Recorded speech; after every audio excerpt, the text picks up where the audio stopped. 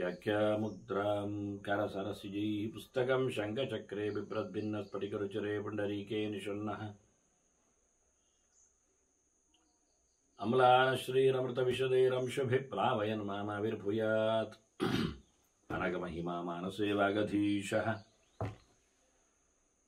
नमस्ते प्राणेश प्रणतविभवाय अवनिमगाः नमस्वामिन् रामप्रियतम हनुमन् गुरुगुण नमस्तुभ्यं भीमप्रबलतमकृष्णेष्ट भगवन्नमः श्रीमन्मध्वप्रदिश सुदर्शन्नो जय जय श्रीगुरुभ्यो नमः नारायणं सुरगुरुं जगदेकनाथं भक्तप्रियं सकललोकनमस्कृतं च त्रैगुण्यवर्जितमजं विभुमाद्यमीशं वन्दे भवग्नम् अमरासुरसिद्धवन्द्यं नारायणं नमस्कृत्य नरं चैव नरोत्तमं देवीं सरस्वतीं व्यासं ततो जयमुदीरये।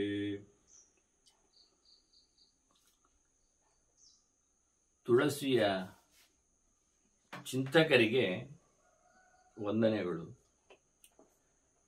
ಈ ಬಾರಿ ಕಾರ್ತಿಕ ಮಾಸದ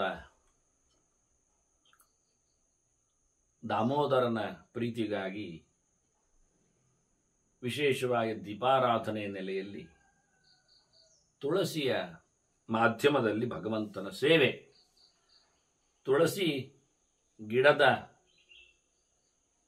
ಮಾಧ್ಯಮದಲ್ಲಿ ಪ್ರತೀಕದಲ್ಲಿ ಭಗವಂತನ ಸಮಾರಾಧನೆ, ಕೊನೆಗೂ ತುಳಸಿ ದೇವಿಗೂ ವಿಶೇಷವಾದ ಸೇವೆ.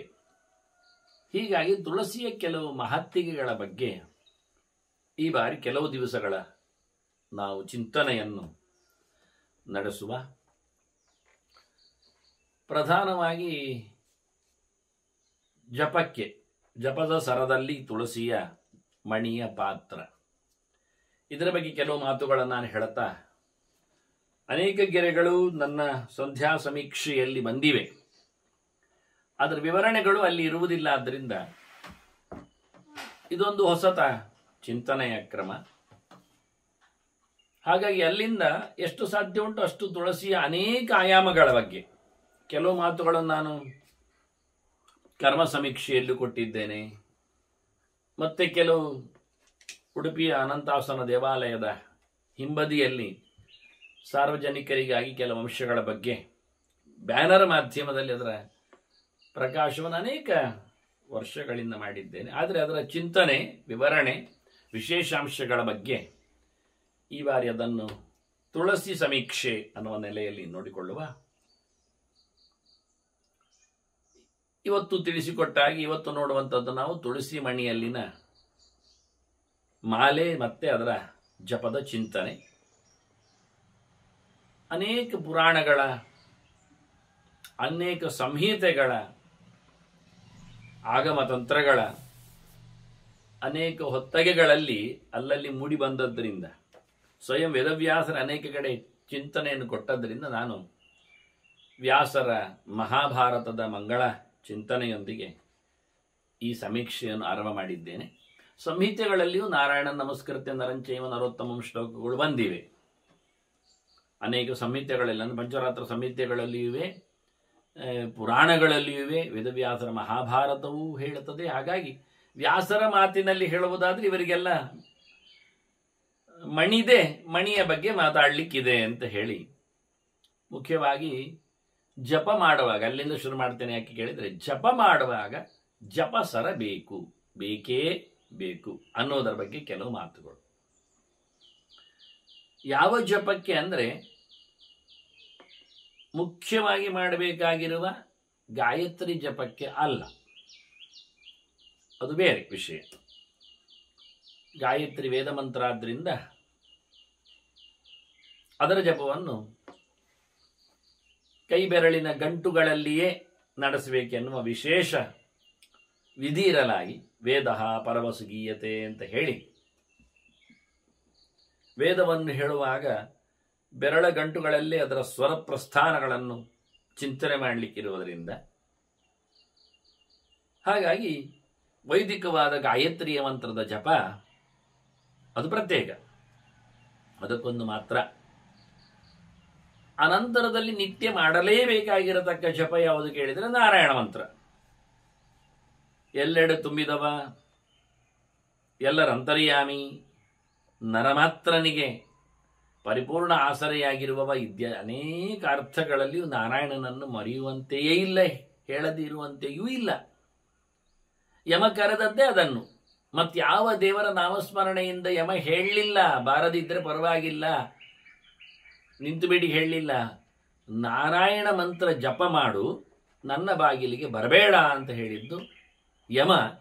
ಹಾಗಾಗಿ ನರಕದ ಕತೆ, ಸ್ವರ್ಗದ ಚಿಂತನೆ, ಅಜಾಮೇಳ ಆಗಲಿ, ಗಜೇಂದ್ರ ಆಗಲಿ, ನೋಡಿ ಪ್ರಾಣಿ ಮಾತ್ರದಲ್ಲಿರಲಿ, ಅಪಿಚೇ ಸುದುರಾಚಾರ ಅಂತ ಹೇಳಿಕೊಳ್ಳಲಿ, ಸರ್ವಶಾಸ್ತ್ರಗಳ ಸಾರ ಆಗಿರತಕ್ಕಂತಹ ಗೀತೆ ಹೇಳುವಂತೆ. ಹಾಗಾಗಿ ನಾರಾಯಣನ ಜಪ ಮಂತ್ರ ಚಿಂತನೆ ಅದು ಎಂದು ಬಿಡುವಂತಿಲ್ಲ.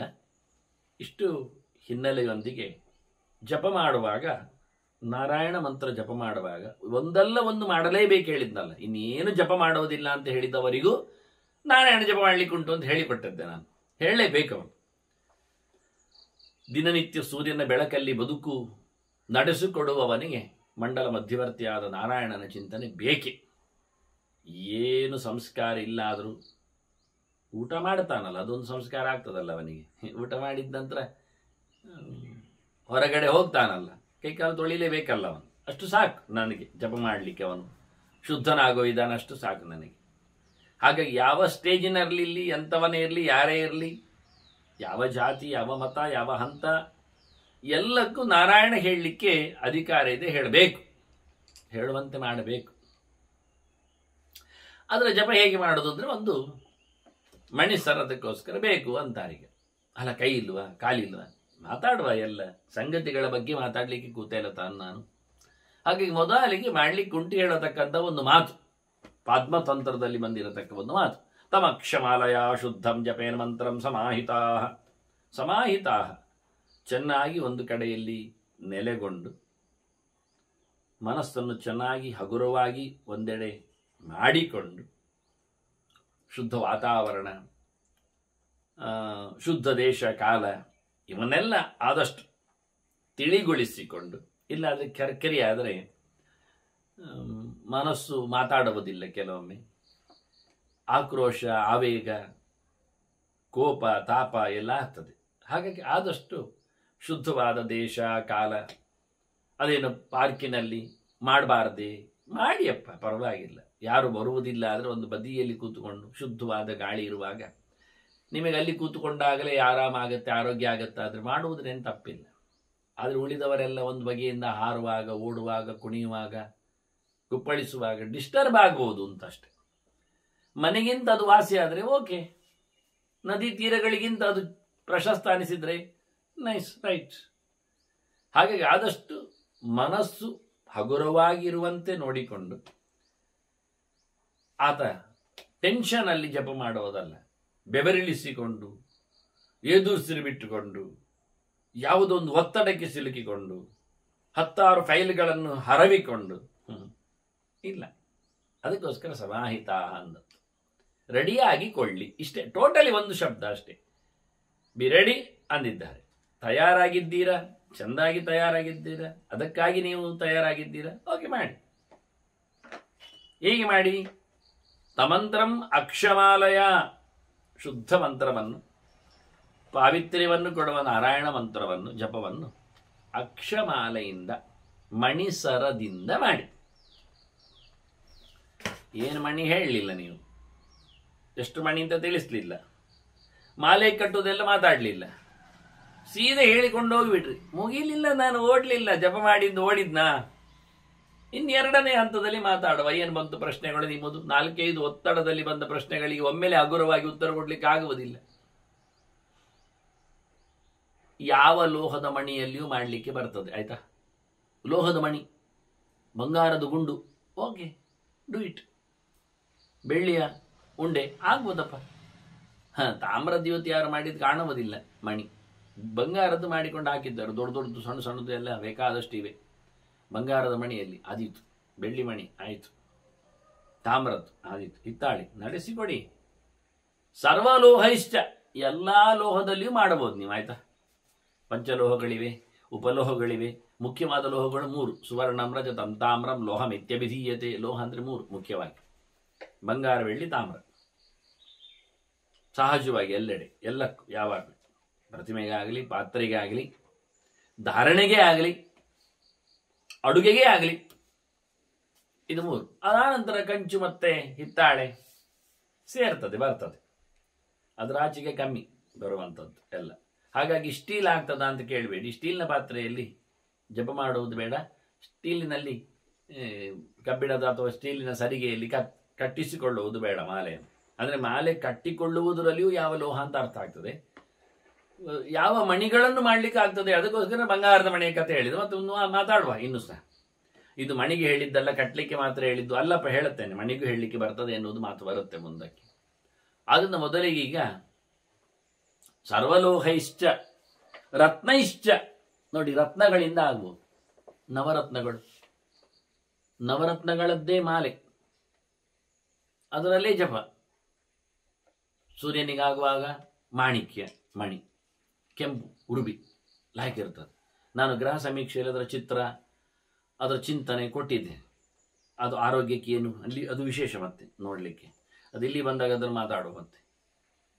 ಅದರೊಟ್ಟಿಗೆ ಚಂದ್ರನಿಗೆ ಮುತ್ತಿನ ಸಹ ನೋಡಿದ್ದೀರಿ ನೀವು. ಹಾಗೆ ಇಡೀ ಮುತ್ತಿನದ್ದೇ ಮಾಲೆ ಮಾಡುವುದು, ಅದರಲ್ಲೆಲ್ಲಕ್ಕೆ ಮಾಡುವುದು. ಸ್ಫಟಿಕದ್ದೇ ಮಾಡುವುದು. ಸ್ಫಟಿಕೈಹಿ ವಿವಿಧೈರಪಿ, ವಿವಿಧ ಸ್ಫಟಿಕಗಳುಂಟು. ಬಣ್ಣ ಬಣ್ಣದ ಸ್ಫಟಿಕಗಳಿವೆ, ಬೇರೆ ಬೇರೆ ಜಾತಿಯ ಸ್ಫಟಿಕಗಳು. ಅದನ್ನ ಸ್ಫಟಿಕಗಳು ನವರತ್ನದಲ್ಲಿ ಸೇರುವುದಿಲ್ಲ. ಯಾಕೆಂದರೆ ಶುಕ್ರನಿಗೆ ವಜ್ರವನ್ನು ಹೇಳುತ್ತಾರೆ. ವಜ್ರವನ್ನು ಮಣಿ ಮಾಡುವುದು ಕಷ್ಟ, ಆದ್ದರಿಂದ ಸ್ಫಟಿಕವನ್ನು ಆ ಸ್ಥಾನದಲ್ಲಿ ತರುತ್ತಾರೆ. ಹಾಗಾಗಿ ಅದನ್ನು ಪ್ರತ್ಯೇಕವಾಗಿ ಹೇಳಿದರು. ರತ್ನ ಶಬ್ದ, ರತ್ನಗಳು ಉಪರತ್ನಗಳು ಬೇಕಾದಷ್ಟಿವೆ, ಅದನ್ನು ನೋಡಲಿಕ್ಕೆ ಬರ್ತದೆ. ನಾನು ಉಪರತ್ನಗಳ ಬಗ್ಗೆಯೂ ಯಾವ ಜಾತಿಗೆ ಅದು ಸೇರುತ್ತದೆ ಎನ್ನುವುದರ ಬಗ್ಗೆಯೂ ಕೆಲವು ಮಾಹಿತಿಗಳನ್ನು ಗ್ರಹ ಸಮೀಕ್ಷೆಯಲ್ಲಿ ಕೊಟ್ಟಿದ್ದೇನೆ. ಜಮ್ಸ್ ಅಂತ ಹೇಳಿಕೊಂಡು ನೀವು ಇಂಟರ್ನೆಟ್ನಲ್ಲಿ ಹುಡುಕಿದ್ರೆ ಬೇಕಾದಷ್ಟು ಹೊತ್ತಗಿಗಳು ಅದರ ಬಗ್ಗೆ ಅಧಿಕೃತವಾಗಿ ವೈಜ್ಞಾನಿಕವಾಗಿ ಅದರ ಸಿಗುವ ಪ್ರಾಪ್ತಿಯ ವಿಷಯಗಳೊಂದಿಗೆ ಅದರ ರೇಟ್, ಮೌಲ್ಯ, ಅದರ ಕೆತ್ತನೆ ಎಲ್ಲದರ ಬಗ್ಗೆಯೂ ಬೇಕಾದಷ್ಟು ಮಾಹಿತಿಗಳು ಬರ್ತವೆ. ಇಷ್ಟು ಸಾಕು. ನಾನೀಗ ರತ್ನ ಸಮೀಕ್ಷೆಗೆ ಹೋಗ್ತಾ ಇಲ್ಲ, ಹಾಗಾಗಿ ನಾನು ತುಳಸಿ ಸಮೀಕ್ಷೆ ಬಂದದ್ರಿಂದ ಇದು ಪೀಠಿಕೆಯಲ್ಲಿ ಸ್ವಲ್ಪ ತರುವಾಗ ರತ್ನಗಳ ಮಾಲೆಯನ್ನು ಮಾಡಲಿಕ್ಕೆ ಬರ್ತದೆ. ಸ್ವಲ್ಪ ಶ್ರೀಮಂತ ಅಂತ ನೀವು ಯೋಚನೆ ಮಾಡಬಹುದಲ್ಲ, ನೋಡುವ ಯಾರು ಶ್ರೀಮಂತರು ನೋಡುವ ಕೊನೆಗೆ. ಹಾಗೆ ಹವಳದ್ದು ಮಾಡಬಹುದು. ಪಚ್ಚೆ, ಮರಕತ ಆದೀತು, ಅದು ಬುಧನ ವ್ಯಾಪ್ತಿಯಲ್ಲಿ ಬರ್ತದೆ. ಹವಳ ಮಂಗಳನಿಗೆ ಸಂಬಂಧಪಡ್ತದೆ. ಮತ್ತೆ ನೋಡಿದರೆ ಪುಷ್ಯರಾಗ, ಅದನ್ನು ಪದ್ಮರಾಗ ಅಂತ ಕರೀತಾರೆ. ಅದರಲ್ಲಿಯೂ ಬಣ್ಣಗಳಿವೆ, ಬಿಳಿ ಹಳದಿ ಅಲ್ಲ. ಗುರುವಿಗೆ ಪ್ರಿಯವಾದಂತಹ ಆಯಾ ಜನರ ಮಂತ್ರ ಜಪ ಮಾಡುವಾಗ ಆಯಾ ರತ್ನಗಳನ್ನು ತರುವುದು ಚಂದವೇ ಮಾಲೆ, ಅದಿರಲಿ. ಈಗ ನಾವು ನಾರಾಯಣ ಮಂತ್ರಕ್ಕೆ ಹೆಚ್ಚು ಒತ್ತು ಕೊಟ್ಟದ್ರಿಂದ, ನಮ್ಮದು ಸಮೀಕ್ಷೆ ತುಳಸಿ ಪ್ರಧಾನವಾದ್ರಿಂದ ತುಳಸಿ ದೇವರಿಗೆ ಇಷ್ಟ ಆಗಲಿಕ್ಕೆ ಹೋಗಿ ತುಳಸಿ ಇಲ್ಲದ ಪೂಜೆ ಒಲ್ಲನೋ ಕೊಳ್ಳನೋ ಅಂತ ಹೇಳುವ ಮೂಲಕ ಬೇಕೇ ಬೇಕಾದ ಸಂಗತಿ ಅದೆಲ್ಲ ಮಾತುಗಳು ತರುವ. ನಾನು ತರುತ್ತೇನೆ ತುಳಸಿಯ ಬಗ್ಗೆ ಆದಷ್ಟು. ಇವತ್ತು 10ರ ಹೊತ್ತಿನಲ್ಲಿ ಬರ್ತೇನೆ. ಅಂತ 10 ಕಂತೆ ತಂದರೆ 100 ಮಾಹಿತಿಗಳಾಗ್ತವೆ ನಿಮಗೆ. ನೋಡುವ, ಪ್ರಧಾನ ಮಾಹಿತಿ ಒಂದನೇದು ಕೊಟ್ಟದ್ದು ಅಕ್ಷಮಾಲೆಯಲ್ಲಿ ಜಪಿಸಿ ಅಂತ ಒಂದು ಮಾತು, ಪದ್ಮತಂತ್ರದ್ದು. ಈಗ ಎಂತಹ ಅಕ್ಷಮಾಲೆ ಆಗಬೇಕೆನ್ನುವುದಕ್ಕೆ ಪದ್ಮ ಸಂಹಿತೆ ಹೇಳಿದ ಮಾತನ್ನು ಹೇಳುತ್ತಾ ಇದ್ದೇನೆ. ಸರ್ವಲೋಹೈಶ್ಚ ರತ್ನೈಶ್ಚ ಸ್ಫಟಿಕೈಹಿ ವಿವಿಧೈರಪಿ. ಇನ್ನು ಶನಿಗೆ ಸಂಬಂಧಪಟ್ಟಂತೆ ನೀಲಮಣಿಗಳಿಂದ ಮಾಡಬಹುದು. ಒಂದು ದಿನ ಈ ರತ್ನಗಳ ಮಾಲೆಯನ್ನೊಮ್ಮೆ ನಾನು ಹೇಗಿರಬಹುದು ಅಂತ ತೋರಿಸ್ತೇನೆ. ಹೇಗಿರುತ್ತದೆ ಎನ್ನುವ ನೆಲೆಯಲ್ಲಿ ನೋಡಿಕೊಂಡಾಗ ನಾವು ಅದರ ಚಿಂತನೆ ಮಾಡಬಹುದು. ಒಂದು ದೃಷ್ಟಿಯಿಂದ ನಾನು ಧಾರಣೆ ಮಾಡಿದ್ದರಲ್ಲೇ ಒಂದು ಮಾಲೆ ಇದೆ. ಇದು ಜಪ ಮಾಡಲಿಕ್ಕೆ ಅಲ್ಲ, ಜಪ ಮಾಡುವಂತೆ ಹೇಗೆ ಇದ್ರೆ ಹೇಗೆ ಎಂದು ಬೇರೆದ ವಿಷಯ ಹೇಳುತ್ತೆ. ಇದು ಒಂದು ದೃಷ್ಟಿಯಿಂದ ಎಲ್ಲ ರತ್ನಗಳು ಇಲ್ಲಿ ಪುಷ್ಯರಾಗ ಕಾಣುತ್ತಾ ಇದೆ. ಅನೇಕ ರತ್ನಗಳು, ನವರತ್ನಗಳು ಬಹಳ ಚಂದವಾಗಿ ಎಲ್ಲ ರತ್ನಗಳ ಬಣ್ಣ ಬಣ್ಣ ವಿಷಯಗಳು. ಗೋಮೇಧಿಕ, ಇನ್ನು ರಾಹುವಿನ ಕಥೆ ಆದರೆ ವೈಡೂರ್ಯ, ಕೇತುವಿನ ಚಿಂತನೆಯಲ್ಲಿ ಬಂದರೆ ಕ್ಯಾಟ್ಸೈ ಅಂತೇವೆ ನಾವು, ಅದನ್ನು ನೋಡಲಿಕ್ಕೆ ಬರ್ತದೆ. ಇವೆಲ್ಲ ಮಣಿಗಳ ಮಾಲೆಯಲ್ಲಿ ಮಾಡಿಕೊಳ್ಳಲಿಕ್ಕೆ ಬರ್ತದೆ. ಹೀಗೂ ಒಂದುಂಟು ರತ್ನಗಳ ಹಾರ ಅಂತ ಚಿಂತನೆ. ರತ್ನ ಇಷ್ಟ ಸ್ಫಟಿಕೈಹಿ ವಿವಿಧೈರಪಿ. ವಿವಿಧೈಹಿ ರತ್ನೈಹಿ ಅಲ್ಲಿಗೆ ಅನ್ವಯ. ಬಹುಬಗೆಯ ರತ್ನಗಳಿಂದ ಒಂದರಲ್ಲೇ ತುಂಬ ಬಗೆಯ ರತ್ನಗಳು ಸೇರಬಹುದು. ಪ್ರತ್ಯೇಕವಾಗಿಯೂ ಇರಬಹುದು. ನಾನು ಪ್ರತ್ಯೇಕವಾದ ಮಾಲೆಗಳ ಬಗ್ಗೆಯೂ ಮತ್ತೊಂದಿನ ಚಿಂತನೆಯಲ್ಲಿ ಬಂದಾಗ ಅದನ್ನು ಪ್ರದರ್ಶನದಲ್ಲಿ ಇಡುತ್ತೆ. ಹೀಗೆ ಇನ್ನು ಮುಂದಕ್ಕೆ ಜಲಜಯಿ ಸ್ಥಲಜೈರ್ವಾಪಿ, ಇದು ನಮಗೆ ವಿಶೇಷ. ಕಾರ್ಯೇ ದಕ್ಷ ಮಾಲಿಕಾಂ ಜಲಜೈ ಸ್ಥಲಜೈರ್ವಾಪಿ, ಜಲಜ ಮಣಿಗಳಿಂದ. ಜಲಜ ಮಣಿಗಳು ಅಂದರೆ ಜಲಜ ಶಬ್ದಕ್ಕೇನೆ ನೀರಿನಲ್ಲಿ ಹುಟ್ಟಿದ್ದು ಅಂತೇಳಿ ನಾವು ಕಪ್ಪೆಯನ್ನು ನೀರಿನಲ್ಲಿ ಹುಟ್ಟಿದ್ದು ಅಥವಾ ಶಂಖವನ್ನು ಹೇಳಬಹುದು, ಅದು ವಿಷಯ ಅಲ್ಲ. ಮುಖ್ಯವಾಗಿ ಪದ್ಮವನ್ನು ಹೇಳುತ್ತೇವೆ ನಾವು. ಆದ್ರಿಂದ ಪದ್ಮದಲ್ಲಿ ಇರತಕ್ಕಂಥ ಮಣಿಗಳಿಂದ, ಪದ್ಮಾಕ್ಷಗಳಿಂದ ಇದು ಬಹಳ ಸುಂದರವಾಗಿರ್ತದೆ, ಕಪ್ಪು ಕಪ್ಪಾಗಿರ್ತದೆ. ಮಣಿಗಳು ಪದ್ಮಾಕ್ಷ ಮಾಲೆ ಅಂತ ಹೇಳ್ತಾರೆ. ಅದನ್ನು ನಾನು ನನ್ನ ಕುತ್ತಿಗೆಯಿಂದ ತೋರಿಸಿಕೊಡೋದಾದ್ರೆ ಮತ್ತೊಂದು ರೀತಿಯಿಂದ, ಇದರಲ್ಲಿ ಈಗ ಕಪ್ಪು ಮಣಿಗಳು ಒಂದು 2-3 ಸಾಲಲ್ಲಿ ಕಾಣುವಂಥದ್ದು, ಅದು ಪದ್ಮಾಕ್ಷ. ಅದು ಬೇಗನೆ ಕತ್ತರಿಸಿ ಹೋಗ್ತದೆ. ಮತ್ತು ಉಳಿದದ್ದೆಲ್ಲ ತುಳಸಿಗಳೇ ಇರುವಂಥದ್ದು. ಮಧ್ಯೆಯಲ್ಲಿ ರುದ್ರಾಕ್ಷವೂ ಇದೆ. ಅದನ್ನು ಸ್ಥಲಜೈಹಿಂದ, ಇದು ನೆಲದಲ್ಲಿ ಆಗುವಂಥದ್ದು ತುಳಸಿಯ ಕಾಯಿಗಳು ಮರಗಿಡಗಳಿಂದ. ರುದ್ರಾಕ್ಷಿಯೂ ಹಾಗೆ ಮರಗಿಡಗಳಿಂದ ಬರುವಂಥದ್ದು. ಇದು ಜಲಜ ಆಗ್ತದೆ ಆ ಹೊತ್ತಿನಲ್ಲಿ. ಪದ್ಮಾಕ್ಷ ಮಣಿ ಅದು ಜಲಜ, ನೀರಿನಲ್ಲಿ ಆಗುವಂಥದ್ದು.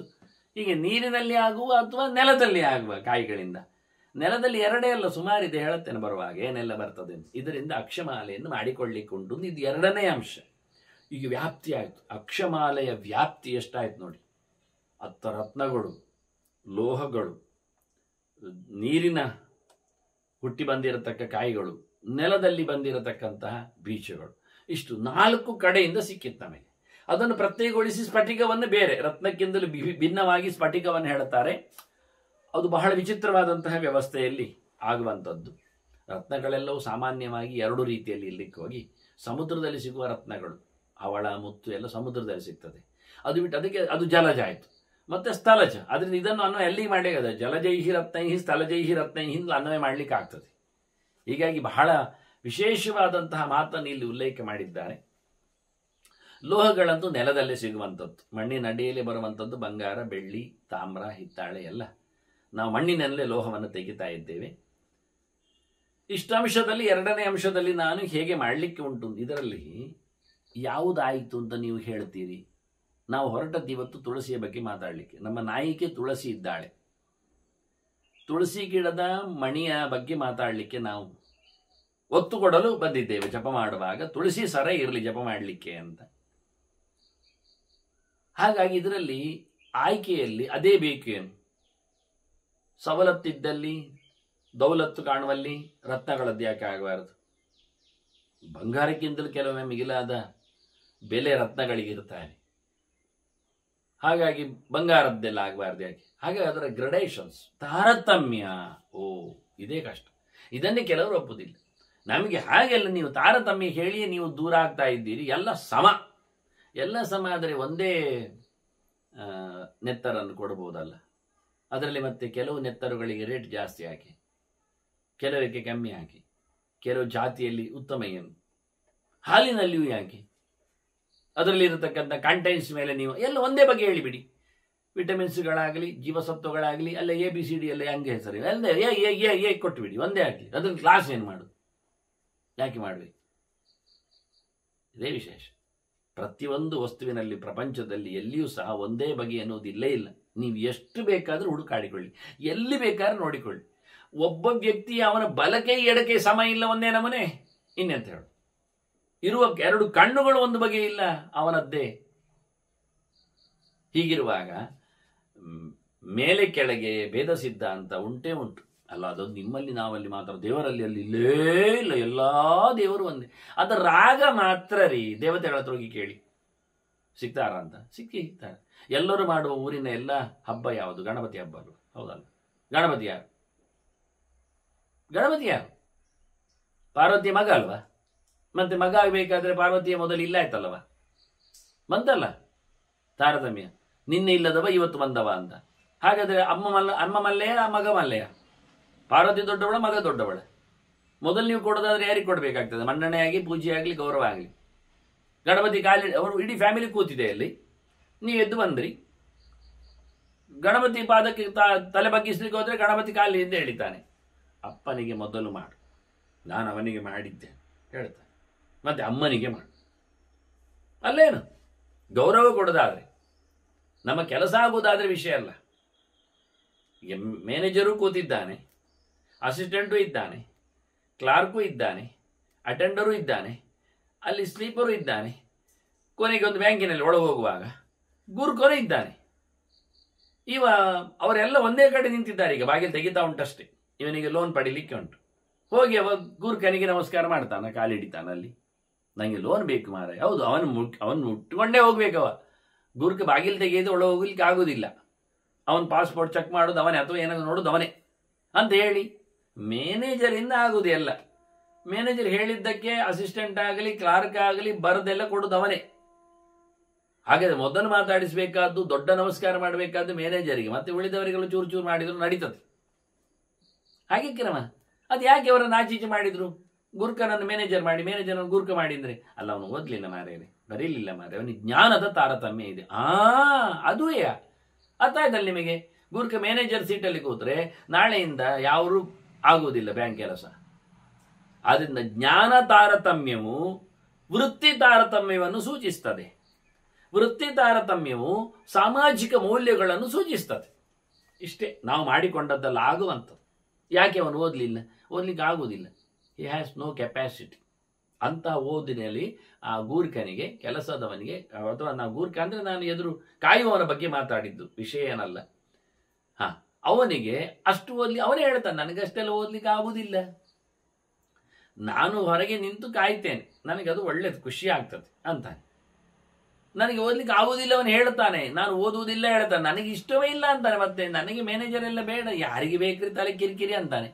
ನೋಡಿ ಕಂಡಕ್ಟರ್ ಎಷ್ಟು ಖುಷಿಯಲ್ಲಿ ಇರ್ತಾನವ, ದುಡ್ಡು ಲೆಕ್ಕ ಮಾಡ್ತಾ ಇದ್ರೆ ಆಯ್ತು ಅಂತಾನ. ಯಾರಿಗೆ ಬೇಕ್ರಿ ದುಡ್ಡು, ನನಗೆ ಬೇಡ, ಯಾರಾದ್ರೂ ಕೊಳ್ಳೆ ಹೊಡೆದ್ರೆ ಲೆಕ್ಕ ಮಾಡಲಿ ಸಿಗ್ತದೆ ದಿನ ಅಂತಾನೆ. ಹಾಗೆ ಅವರವರ ಟೇಸ್ಟ್ ವ್ಯತ್ಯಾಸ ಇದೆ, ಒಂದೇ ನಮೂನೆ ಇಲ್ಲ, ಅವರವರ ವೃತ್ತಿ ತೃಪ್ತಿ. ಹೀಗಾಗಿ ನಾವು ಹೇಳಬೇಡ್ರಿ ನೀವು ಹಾಗೆ. ಆದ್ರಿಂದ ಎಲ್ಲ ಮಣಿಯಿಂದಲೂ ಒಂದೇ ಬಗೆಯ ಜಪ ಇಲ್ಲ. ಸ್ಪಷ್ಟವಾಗಿ ಇದರ ಬಗ್ಗೆ ಪದ್ಮಪುರಾಣದಲ್ಲಿ ಮಾತುಗಳು ಸಿಗ್ತವೆ, ತುಂಬ ವಿಚಿತ್ರವಾಗಿ. ಇದು 3ನೇ ಹಂತದಲ್ಲಿ ನನ್ನ ತುಳಸಿಯ ಮಣಿಮಾಲೆಯ ಜಪದ ಚಿಂತನೆಯಲ್ಲಿ ಬಂದ ಮಾತು. ಅಂಗುಲಿ ಜಪ ಸಂಖ್ಯಾನಂ ಏಕಮೇಕಂ ವರಾನನೆ. ಇದು ಶಿವನೇ ಹೇಳುವಂಥದ್ದು ಪಾರ್ವತಿ ಹತ್ರ. ನೋಡ, ಜಪ ಮಾಡುವಾಗ ಬೆರಳು ಮಡಿಸುವುದುಂಟಲ್ಲ, ಅದು ಒಂದು ಜಪಕ್ಕೆ ಒಂದು ಲೆಕ್ಕ ಆಗ್ತದೆ. ನೀವು ಬೆರಳಿನಲ್ಲಿ ಲೆಕ್ಕ ಮಾಡಿದರೆ, ಕೆಲವರಲ್ಲಿ ಬೆರಳಿನಲ್ಲಿ ಲೆಕ್ಕ ಮಾಡಲಿಕ್ಕೆ ಬರುವುದಿಲ್ಲ, ಕೆಲವರಿಗೆ 2 ಕೈ ಬೇಕಾಗ್ತದೆ ಲೆಕ್ಕ ಮಾಡಲಿಕ್ಕೆ, 1 2 ಹೇಳಲಿಕ್ಕೆ. ಇನ್ನು ಕೆಲವರಿಗೆ ಯಾವುದು ಒಂದು ಗೊತ್ತಿಲ್ಲ, ಹೆಬ್ಬೆರಳು ಒಂದ ಕಿರುಬೆರಳು ಒಂದ ಅಂತ. ಕಿರುಬೆರಳಿನಿಂದ ಲೆಕ್ಕ 1, ಮಡಿಸುವುದು 1 ಅಂತ ಅರ್ಥ, ಬಿಡಿಸುವುದು 6 ಆಗ್ತದೆ. ಒಂದೇ ಕೈಯಲ್ಲಿ ಲೆಕ್ಕ ಆದರೆ ಯಾರಿಗಾದ್ರೂ ತೋರಿಸ್ಲಿಕ್ಕೆ ಬರ್ತದೆ. ಹೀಗೆ ತೋರಿಸಿದ್ರೆ ಯಾರಿಗಾದ್ರೂ ಎಷ್ಟು ಕೇಳಿದರೆ 3 ಅಂತ ಅರ್ಥ, ಮಡಿಸಿದ್ದು 3 ಇದೆ. ಮಡಿಸುವುದು ಎನ್ನುವುದು ಕಿರುಬೆರಳಿನಿಂದ ತೋರಿಸಿದಾಗ ಕ್ರಮ ಹೇಗೆ ಅಂತ. ಆದ್ದರಿಂದ ಇದು 1 ಮಡಿಸಿದೆ, 2 ಮಡಿಸಿದೆ, 3 ಮಡಿಸಿದೆ, 4 ಆಯಿತು, 5 ಆಯಿತು, 6 ಆಯಿತು, 7 ಆಯಿತು. ಆದ್ದರಿಂದ 7 ತೋರಿಸಬೇಕಾದ್ರೆ 2 ಬೆರಳು ಬಿಡಿಸಿದ್ದು ಕಿರುಬೆರಳು ಮತ್ತೆ ಹತ್ತಿರದಾಗಬೇಕು. 3 ತೋರಿಸುವಾಗ 7 ಆಯ್ತಲ್ಲ ಹೇಳಲಿಕ್ಕಿಲ್ಲ, ಇದು 7 ಅಲ್ಲ, ಇದು 7 ಬರುವುದಿಲ್ಲ. ಐಡೆಂಟಿಫೈ ಮಾಡಿ. ನೀವು ಕೇಳ್ತಾ ಇದ್ದೀರಲ್ಲ ನೋಡುವಾಗ ಮಧ್ಯದಲ್ಲಿ, ಹೀಗೆಂದ್ರೆ 7 ಅಲ್ವಾ ಅಂತ, ಅದಕ್ಕೆ ನಾನು ಹೇಳ್ತಾ ಇದ್ದೇನೆ ಇದು 7 ಅಲ್ಲ ಅಂತ. ಇದು 3 ಮಡಿಸಬೇಕಾದ ಕಿರುಬೆರಳಿಂದ ಒಂದೇ ಕೈಯಲ್ಲಿ ಲೆಕ್ಕ ಮಾಡುವುದಾದ್ರೆ ಆಗ 10 ಆದದ್ದು ಗೊತ್ತಾಗ್ತದೆ. 10 ಆದ ನಂತರ ಕಿರುಬೆರಳು ಇಲ್ಲಿ ಮಡಿಸ್ಲಿಕ್ಕೆ ಎಡಕೈಯಲ್ಲಿ, ಆಗ ಅಲ್ಲಿ 10 ಒಂದು ಅರ್ಥ. ಆದ್ರಿಂದ ಎಡಕೈಯಲ್ಲಿಯೂ ಎಷ್ಟಾಯ್ತು ಗೊತ್ತಾಗ್ತದೆ ಮೊತ್ತ. ನೀವು 4 ಮಡಿಸಿದ್ರೆ ಅಲ್ಲಿ 40 ಆಯ್ತು ಅಂತ ಅರ್ಥ. ಮತ್ತೆ 3 ಬಿಡಿಸಿದ್ರೆ, ಕಿರುಬೆರಳು ಬಿಡಿಸಿದೆ, ಪಕ್ಕದ್ದು ಬಿಡಿಸಿದೆ, ನಡುಬೆರಳು ಬೆಳೆಸಿದ್ರೆ 80 ಆಯ್ತು ಅಂತ ಅರ್ಥ. ಇನ್ನು 20 ಬಾಕಿ 100ಕ್ಕೆ. ಆದ್ರಿಂದ 2 ಕೈಯಲ್ಲಿ ಲೆಕ್ಕ ಮಾಡುವ ವಿಧಾನ ಆದ್ರೂ ಒಂಚೂರು ಕಲಿಯಿರಿ. ನಮಗೆ ಹಾಗೆ ಮಾಸ್ಟ್ರಿ ಹೇಳಿಕೊಟ್ಟದ್ದು, ಅದೆಲ್ಲ ಮಾಸ್ಟ್ರಿ ಹೇಳಿಕೊಟ್ಟದ್ದು ಕಲಿಬೇಕು ಕಲಿಬಾರದು ಅಂತ ನಾನು ಹೇಳಲಿಕ್ಕೆ ಬರುವುದಲ್ಲ. ಪ್ರಮಾಣ ಹೇಳಿದ್ದು ಕಲೀಲಿಕ್ಕೆ, ಇದಕ್ಕೆ ಒಂದು ಪ್ರಮಾಣಗಳಿವೆ ಲೆಕ್ಕ ಎಲ್ಲಿಂದ ಅಂತ. ಆದ್ರಿಂದ ಬೆರಳಲ್ಲಿ ನೀವು ಮಡಿಸಿ ಜಪ ಮಾಡಿದ್ರೆ ಎಷ್ಟು ಜಪ ಮಾಡಿದ್ರು ಅಷ್ಟೇ ಲೆಕ್ಕ ಅಂತ ಅರ್ಥ. ದೇವರಿಗೆ ಕಾಂಪೌಂಡ್ ಎಲ್ಲ ಆಗುದಿಲ್ಲ, ಅಲ್ಲಿ ಅದಕ್ಕೆ ಗ್ರೇಸ್ ಮಾರ್ಕ್ ಎಲ್ಲ ಇಲ್ಲ. ಆಯ್ತು, ನೀವು ಎಷ್ಟು ಜಪ ಮಾಡಿದ್ರೆ ಬೆರಳು ಮಾಡಿಸಿ 20 ಆಗಿದೆ ಅಂತ ಅರ್ಥ. ದೇವರು 20 ಜಪ ಮಾಡಿದ್ದಾನೆ ಅಂತ ದಾಖಲೆ ಮಾಡ್ತಾನೆ.